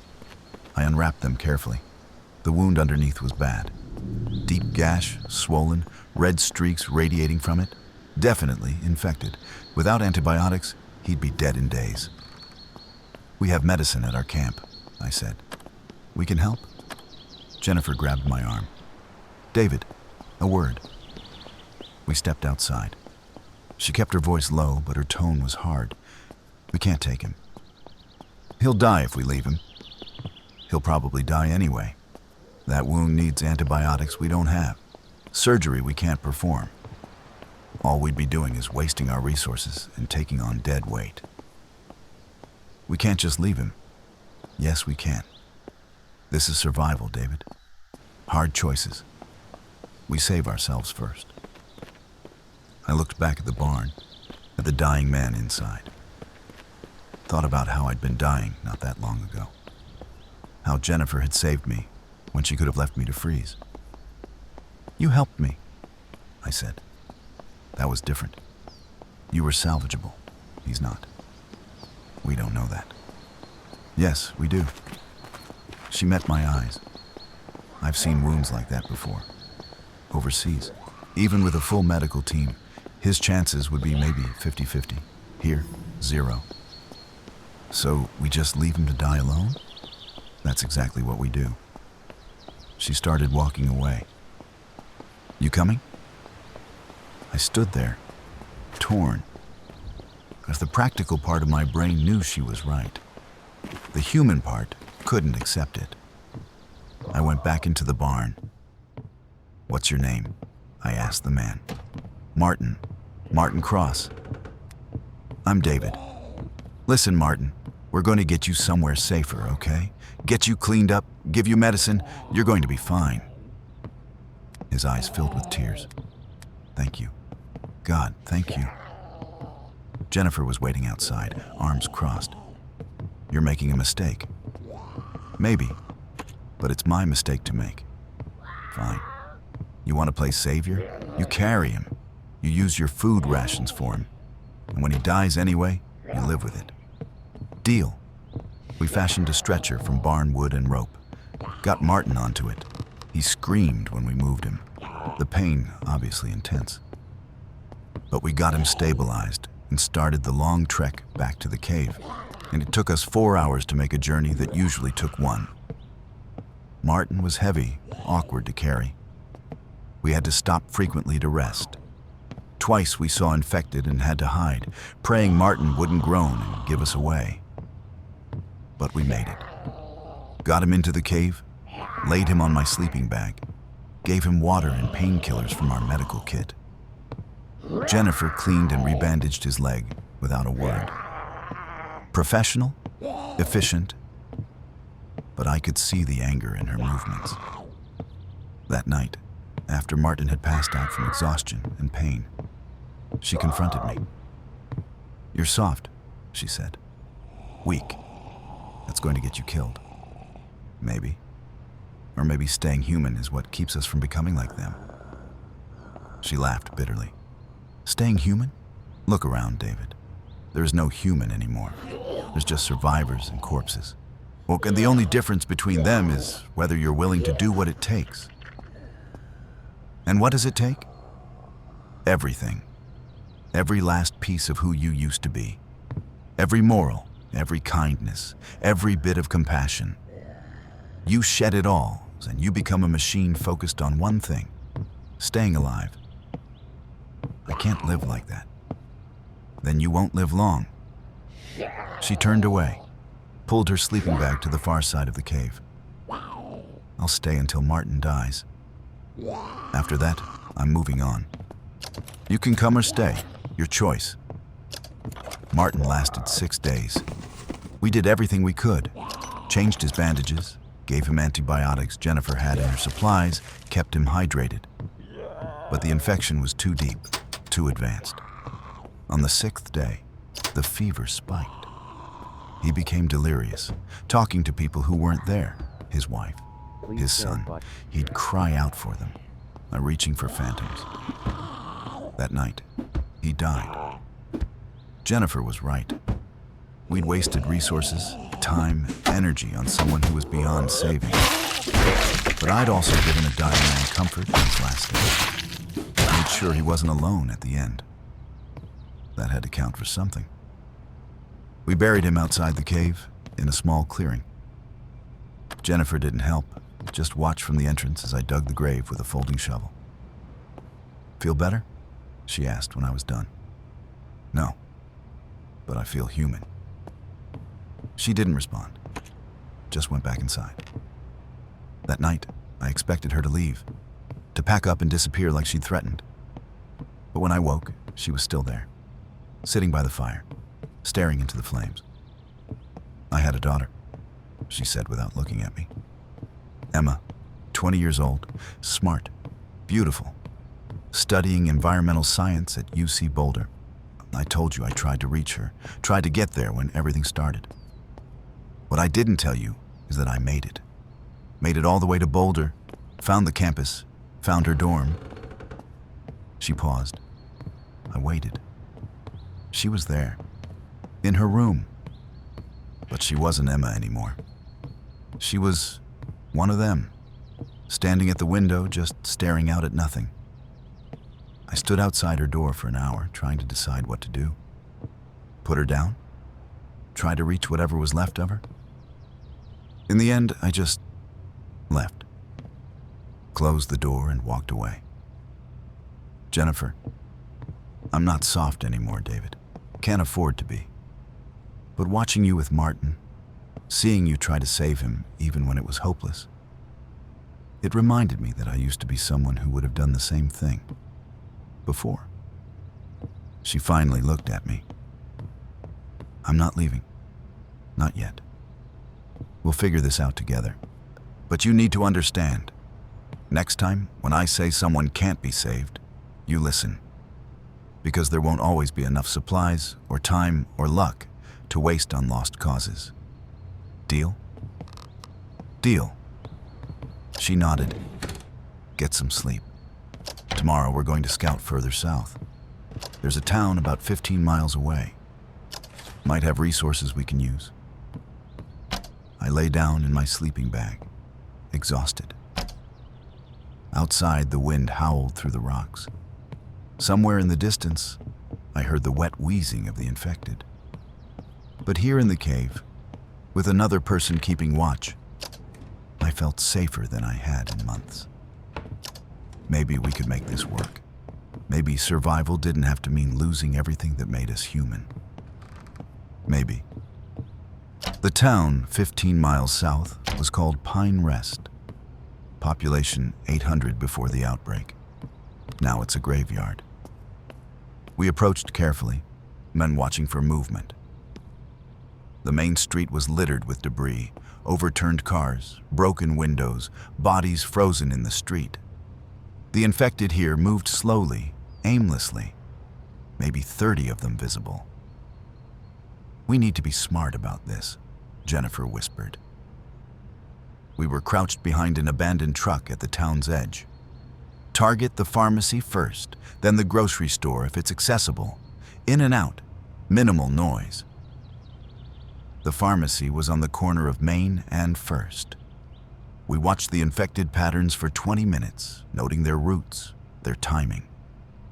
Then we moved, quick and silent, through a side alley, over a fence, into the pharmacy, through a broken back window. The place had been looted already, shelves knocked over, pills scattered everywhere. But Jennifer knew what to look for. She grabbed antibiotic bottles, painkillers, or anything with a useful label. I found gauze, bandages, antiseptic, stuffed everything into my pack. We were almost done when we heard it. A sound from the front of the store. Footsteps, multiple sets, infected, 4 of them shuffling through the entrance we'd avoided. Jennifer signaled, "Hide." We ducked behind a fallen shelf, holding our breath. They wandered the aisles, bumping into things, knocking over what was left.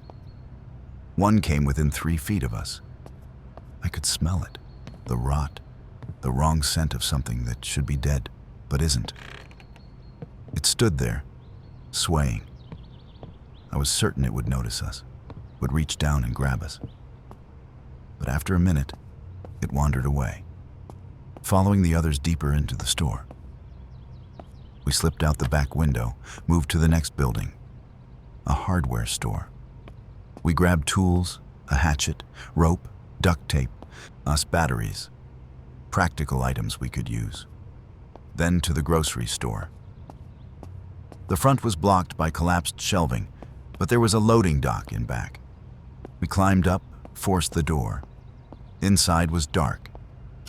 Jennifer used her flashlight sparingly, just quick sweeps to orient ourselves. The smell was overwhelming, rotted produce, spoiled meat, mildew. But in the dry goods aisle, we hit gold. Canned food, boxes of pasta, bags of rice, stuff that hadn't spoiled. We loaded up, taking as much as we could carry. I felt almost giddy. This was enough food to last us weeks, maybe months if we rationed. We were almost out when Jennifer froze. "Do you hear that?" she whispered. I listened. Voices, human voices, coming from somewhere deeper in the store. Other survivors? I breathed. Maybe. Or a trap. We crept forward, following the sound. and it led us to a back room, some kind of storage area. The door was cracked open. Inside, 3 people, 2 men and a woman, all armed with makeshift weapons. A baseball bat, a crowbar, a length of pipe. They were arguing about something. "Told you we should have moved on," one of the men was saying. "This town is picked clean." "We need to rest," the woman countered. "Marcus can't keep walking on that ankle." "Marcus is slowing us down. We should leave him." "We're not leaving anyone." The dynamic was familiar. The same arguments Jennifer and I had had about Martin. Jennifer made a decision. She pushed the door open, hands visible, non-threatening. "We're not infected," she said calmly. "We're just scavenging. Don't want trouble." The 3 spun around, weapons raised. For a moment, I thought they'd attack. But then the woman lowered her crowbar. "How many?" she asked. "Just us 2, Jennifer said. "You're from around here?" "Nearby. You?" "Passing through, heading east. Heard there might be a settlement near the border." "There's no settlement," Jennifer said flatly. "Just more of this. Dead towns, infected everywhere." The woman's face fell. "You're sure?" "We've scouted a 50-mile radius. It's all the same." One of the men, younger, maybe mid-20s, stepped forward. "Then what are you still doing here?" "Surviving," I said.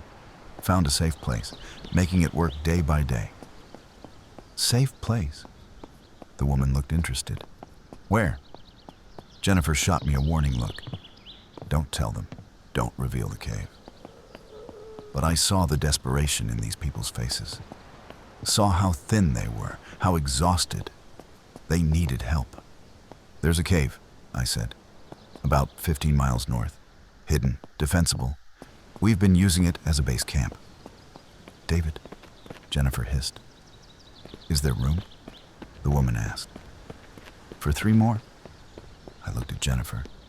She was furious, I could tell. But she also understood. We'd found other survivors. We couldn't just abandon them. "There's room," I said. "But you pull your weight. You contribute. No dead weight." The woman nodded. "We can do that. I'm Rebecca. This is Jason and Kyle. And Marcus." She gestured to a 4th person I hadn't noticed, lying on a sleeping bag in the corner. "He's injured, but he'll recover." Jennifer examined Marcus. His ankle was badly swollen, probably fractured. He'd need time to heal, wouldn't be contributing anything for weeks. I expected Jennifer to object, to tell them no. But she just sighed. "Fine, but we leave now, before more infected show up. And if anyone slows us down too much, we leave them behind. Clear?" Everyone agreed. We made a stretcher for Marcus, loaded up our supplies, and started the long trek back to the cave. The group had grown, from 1 person to 2 to 6. It felt like hope, like maybe we could build something, a community, a future. Or maybe it was just more people to watch die. Time would tell. 3 weeks with the group. It's been complicated. Rebecca turned out to be a former nurse. That's useful. She's been treating Marcus's ankle, rationing our medical supplies carefully. Kyle was a mechanic before everything collapsed. Jason worked retail, doesn't have specialized skills, but he's strong, good at heavy lifting. Marcus is recovering slowly. He can put weight on the ankle now, though he still limps. He talks about wanting to contribute, wanting to earn his keep. But there's not much he can do yet. The cave is crowded with 6 people. We've had to establish rules, schedules, boundaries. Jennifer and I take turns on watch with Kyle and Jason. Rebecca manages medical and food rationing. Marcus does what he can, sorts supplies, maintains equipment. It's like a tiny society. And like any society, there are tensions. Kyle and Jason argue constantly about the best way to do everything. Rebecca mothers everyone, which is comforting but also grating. Marcus broods, guilt-ridden about being a burden. Jennifer has withdrawn. She goes on scouting runs alone now, disappearing for hours or sometimes full days. When I ask where she's been, she just says, looking for supplies, and won't elaborate. I think the group dynamic is too much for her. She survived by being alone, by not having to compromise or coordinate. Now she's stuck with 5 other people making noise, using resources, existing in her space. I tried to talk to her about it. She shut me down. This was your choice, she said. You wanted to save everyone, so now you deal with it. But despite the tensions, we're surviving. We've established a good scavenging routine. Kyle and Jason hit the nearby areas during the day while someone stays to watch the cave and Marcus. We've built up a decent stockpile of food, medicine, tools. Yesterday, Rebecca suggested we try to make contact with other survivors. Set up a radio station, broadcast our location, see if anyone responds. Jennifer immediately vetoed it. Because broadcasting our location tells everyone where we are, she said. That includes the dangerous survivors, the ones who'd rather take what we have than share. But what if there are good people out there? I asked. What if we're not the only ones trying to rebuild? Then they'll survive on their own like we did. We don't need more mouths to feed. The group voted, 4-2 in favor of trying the radio. Jennifer and Kyle against, the rest for it. Jennifer walked out of the cave after the vote, came back hours later with 2 rabbits she'd trapped. Didn't say a word to anyone. We're trying the radio tomorrow, using equipment Kyle pulled from an abandoned electronics store. If anyone's out there listening, maybe we'll find them. Or maybe we'll just be sending an invitation to our own destruction. The radio worked. Until we got a response. Kyle set it up on a ridge about a mile from the cave, better reception from the height. We took turns broadcasting. This is David Garrett, broadcasting from the Northern Rockies. If anyone can hear this, we are survivors looking to make contact. We have supplies, shelter, and medical knowledge. Respond on this frequency if you're out there. We broadcast for 3 hours. Nothing but static. Then, just as we were about to give up, hear you. Location. Survivors here. The signal was weak, broken, but definitely human. Someone was responding. Kyle adjusted the antenna. Say again, we're having trouble with signal clarity. Group of 12, near the reservoir. Supplies running low. Can you help? 12 people. Another group that had survived. My heart raced. Where exactly are you? I asked into the mic. Clearwater Reservoir, west side. Please, running out of time. Clearwater Reservoir was about 30 miles west. A day's hard hike, doable. We brought the information back to the cave. The group immediately split. Rebecca wanted to help them. 12 people, David. 12 more survivors. We can't just leave them. Kyle was suspicious. How do we know it's real? Could be a trap. Raiders pretending to need help, luring us out. Marcus, for once vocal, agreed with Rebecca. If we don't help, we're no better than the infection. We have to try. Jason was practical. Even if it's real, we can't support 12 more people. We're barely supporting 6. Jennifer didn't say anything. Just sat at the cave entrance, sharpening her knife. And I realized they were all waiting for me to decide. Somehow, I'd become the de facto leader of this group. We check it out, I said. Small team. Jennifer, Kyle, and me. The rest stay here, keep the cave secure. If it's legitimate, we assess what they need. See if we can help. If it's a trap, we get out. Jennifer finally looked up.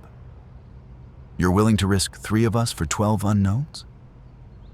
I'm willing to take a calculated risk to help people who need it. That's what separates us from... I gestured vaguely at the world outside. She stood up. Fine. But I'm carrying the weapons, and at the first sign of trouble, we leave them behind. Non-negotiable. Agreed. We left at dawn. Jennifer had a hunting rifle she'd scavenged from a sporting goods store. 4 rounds left. Kyle brought a compound bow with 6 arrows, and I had my fire extinguisher and a hatchet. The hike to Clearwater was through rough terrain. We avoided the main roads, stuck to game trails and ridgelines where we could see the infected coming. We saw dozens of them, but they were spread out, easy to avoid. By late afternoon, we saw the reservoir, a large body of water, beautiful in the failing light, surrounded by pine forest, and on the western shore, smoke rising from a campfire. We approached carefully. Jennifer insisted we observe for an hour before making contact, looking for signs of a trap. But what we saw looked legitimate. People moving around a camp, tending fires, hanging laundry. No weapons visible, no aggressive posturing. Finally, we walked in. Hands visible, non-threatening. A woman met us at the edge of camp. 40-something, thin but not starving, and wary but not hostile. "You the ones on the radio?" she asked. "Yeah, David Garrett. This is Jennifer and Kyle. You said you needed help?" She nodded. "I'm Sarah Chen. We've got 12 people here, ranging from 6 years old to 65. We're running low on food and medicine. Winter supplies ran out last week. We've been surviving on fish from the reservoir, but it's not enough." She led us into the camp. It was organized, clean. People looked tired but stable. I saw children, actual children who'd survived. An elderly couple sharing a tent. A teenager with a makeshift splint on his arm. These were real survivors. Not raiders, not a trap. Just people trying to make it. We spent the evening talking to Sarah and her group. They'd been a church community before the outbreak, had sheltered in the church basement when things got bad, and made it through the initial wave by luck and careful rationing. They'd moved to the reservoir in November, thinking the isolation would keep them safe. But they'd underestimated how much food they'd need, how hard it would be to scavenge in winter, how quickly supplies would run out. "We can share some of our supplies," I told Sarah. "It's not much, but it might buy you a few weeks. And Rebecca, one of our group, she's a nurse. Maybe she can help with medical issues." "We'd be grateful for anything," Sarah said. We loaded them up with what we'd brought, canned goods, medical supplies, some tools. Promised to return with more once we discussed it with our group. Jennifer pulled me aside before we left. "You're planning to integrate them, aren't you? Bring them to the cave. The cave can't hold 18 people. Then we find somewhere bigger. Build a real settlement. With this many people, we could secure a building, maybe even a small town. Create something sustainable." She stared at me. "You're building civilization again, in the middle of the apocalypse. Someone has to. What's the alternative? Just survive until we don't?" She was quiet for a long time. Then, "Your optimism is going to get you killed. Maybe. But giving up will definitely kill us." We hiked back to the cave in silence. But I could tell Jennifer was thinking, planning. Maybe she saw it too. The possibility of something more than just survival. Maybe. I'm writing this from a new location. We've moved. After returning from Clearwater, our group had a long discussion, and the cave couldn't support 18 people. We needed a bigger, more secure location. Kyle suggested an old lodge about 10 miles northeast. He'd passed it on a scavenging run. 2-story, solid construction, situated on a hill with good visibility. Defensible. We checked it out as a group. The lodge was in surprisingly good shape. Previous occupants had left in a hurry. Food on plates, beds unmade, everything intact. We found no bodies, no sign of infected inside. The place was just empty. It took us 3 days to move everyone and everything. Sarah's group from Clearwater, our original 6, all the supplies we'd accumulated. 18 people total. We've been here a week now. It's strange having a community again. We've established roles, responsibilities. Jennifer and Kyle handle security. Rebecca runs medical. Sarah coordinates food and water. I've somehow become the overall manager, making decisions, resolving disputes, planning for the future. We've scavenged everything within a 5-mile radius, set up rainwater collection systems, started a small garden in the lodge's greenhouse, though who knows if anything will grow. We're trying. The infected are a constant presence. We see them every day, wandering the woods, clustering near roads. But we've learned their patterns, know when and where it's safe to move. So far, we've avoided major confrontations, but it's not perfect. Marcus died 2 days ago. His ankle had seemed to be healing, but the infection we thought was gone came back, systemic this time. Rebecca tried everything, but without proper antibiotics, there was nothing we could do. We buried him behind the lodge, held a short service. Sarah said some words from the Bible, even though half of us aren't religious. It's hitting everyone hard. Reminder that we're not safe, that survival is precarious, temporary. There's also been conflict. Jason and one of Sarah's group, a guy named Rick, got into a fist fight over food portions. Took 3 people to break it up. We had to establish formal rationing rules posted on the wall to prevent more disputes. Jennifer's been distant. She goes on solo patrols, staying out for days at a time. When she's here, she's quiet, withdrawn.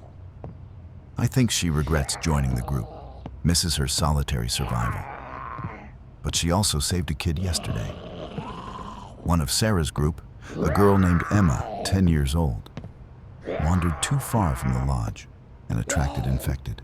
Jennifer was out on patrol, heard the screaming, killed 3 infected with her rifle and a knife to get the kid back safely. She didn't say anything about it, just dropped the girl off at the lodge and left again.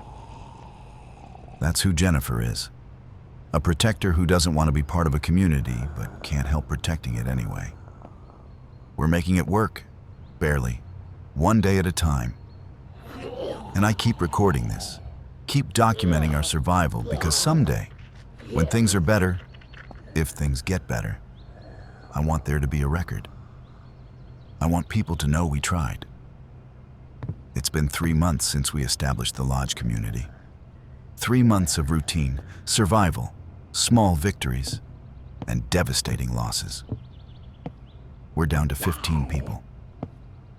Lost Marcus. Lost an elderly man named George to pneumonia. Lost Rick when he tried to scavenge alone and didn't come back. But we've also had successes. Mamas the greenhouse produced some vegetables. We've established a reliable scavenging route.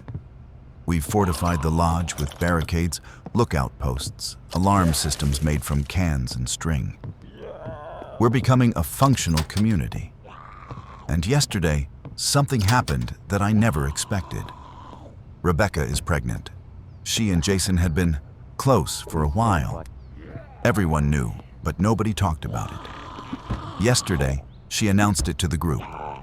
The reactions were mixed. Sarah was overjoyed, talking about hope in the future.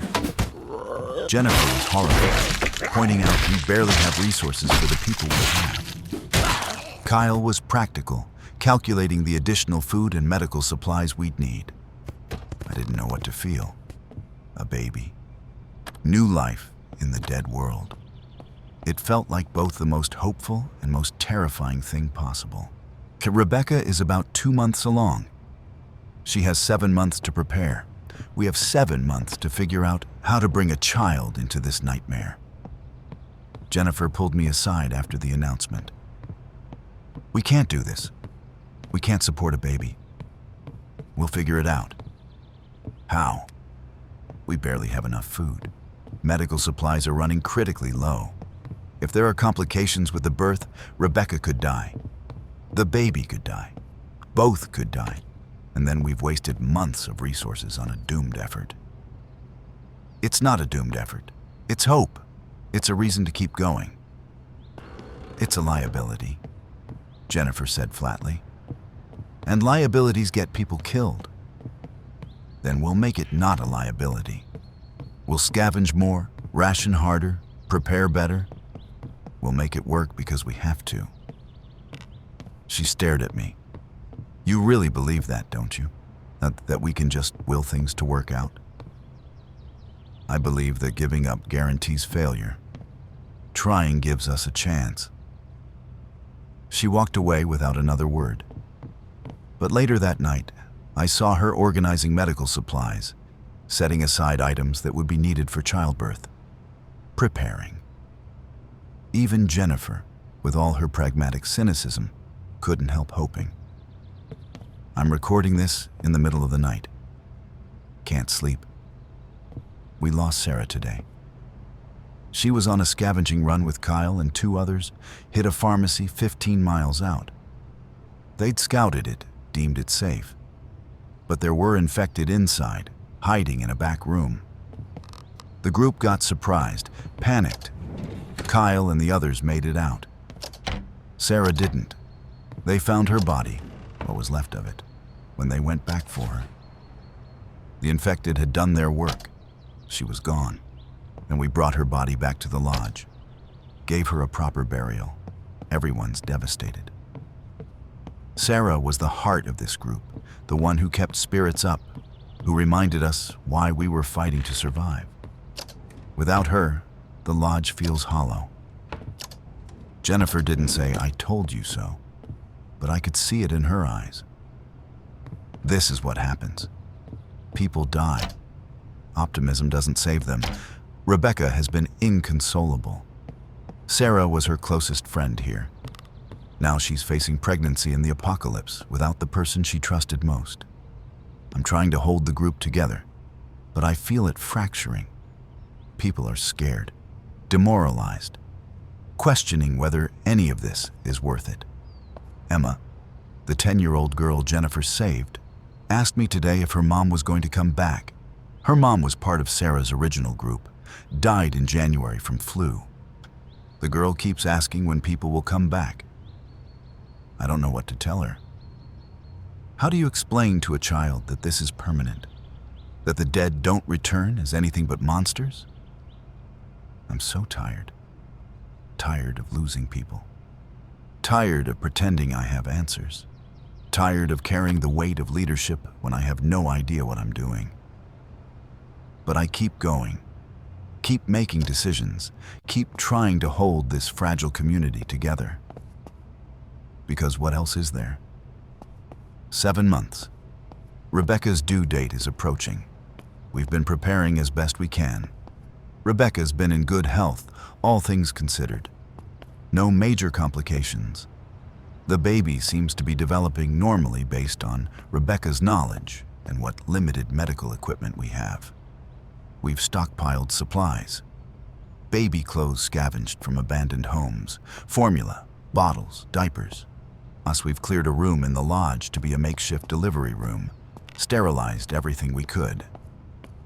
Jennifer has been obsessively planning for worst-case scenarios. She's read every pregnancy and childbirth book she could find, quizzed Rebecca on every possible complication, prepared for emergency C-section if needed. Despite her protests, despite her cynicism, she's invested in this baby surviving. We all are. This child has become the symbol of our future, proof that life continues even in the darkest times. The group has rallied around Rebecca. Emma helps with tasks, excited to meet the baby. Jason is terrified, but trying to be strong. Even the quieter members are contributing, making toys from carved wood, gathering soft materials for bedding. We're a community now, a real one. Not just survivors sharing resources, but people who care about each other, who invest in each other's futures. And then last night, Rebecca's water broke. We got her into the delivery room. Jennifer and two others who had some medical knowledge assisting. Jason pacing outside, looking like he might pass out. I stayed with them, holding Rebecca's hand, talking her through it. The labor was long, 16 hours, but there were no major complications. Rebecca was strong. The baby was strong. At dawn, we heard the cry. A baby girl, small but healthy, loud and angry at being born into this cold, dangerous world. Rebecca held her, crying. Jason came in, saw his daughter, and broke down completely. We named her Hope. Because what else could we call her? Hope is 3 weeks old now. She's healthy, eating well, sleeping in short bursts like all babies do. The lodge has transformed around her.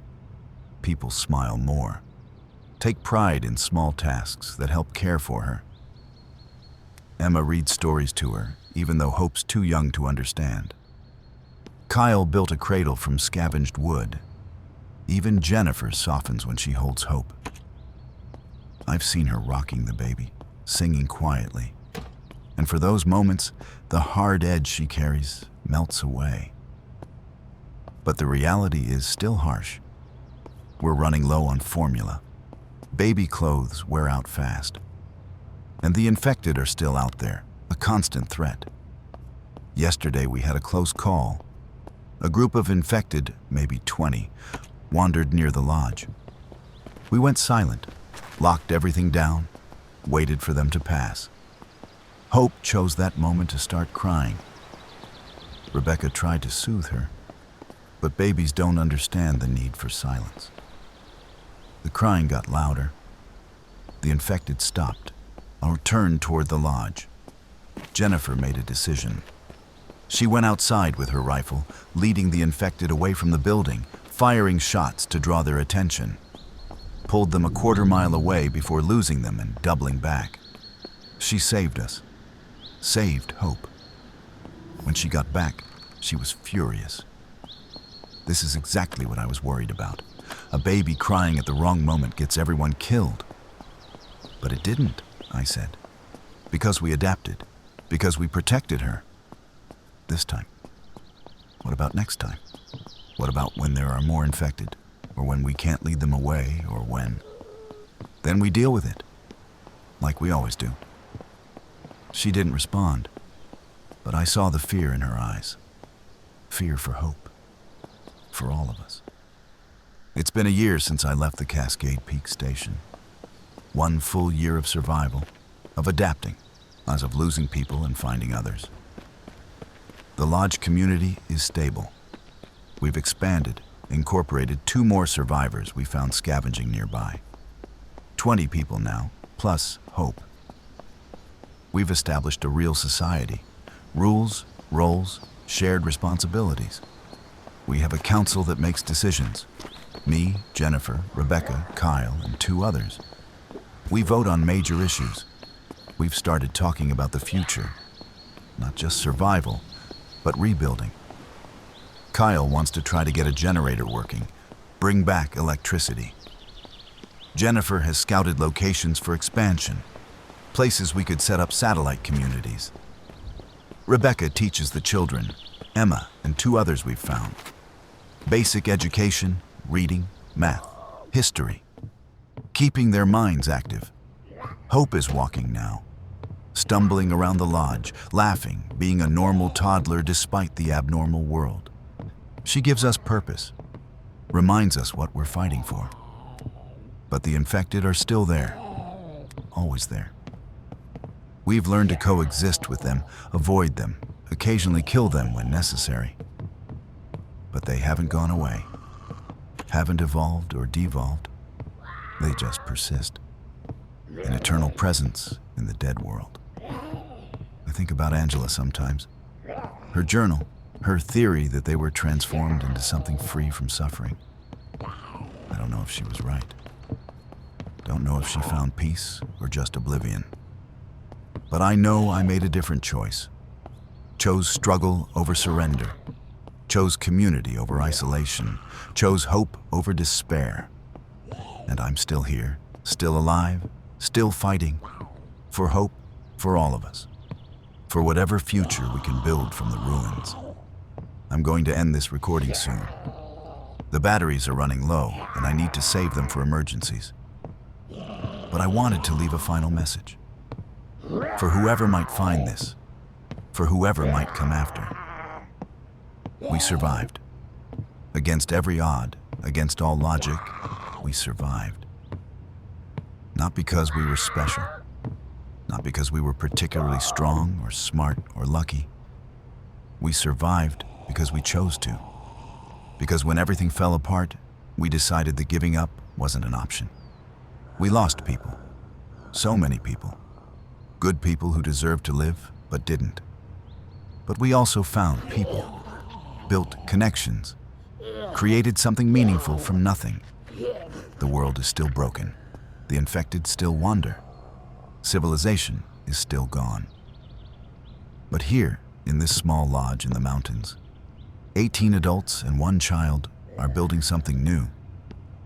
It's not much, but it's ours. And maybe that's enough. My name is David Garrett. I'm 30 years old. I survived the apocalypse, and I'm going to keep surviving for as long as I can. For hope, for all of us. End recording. Thanks for watching, guys. I will be back with another story.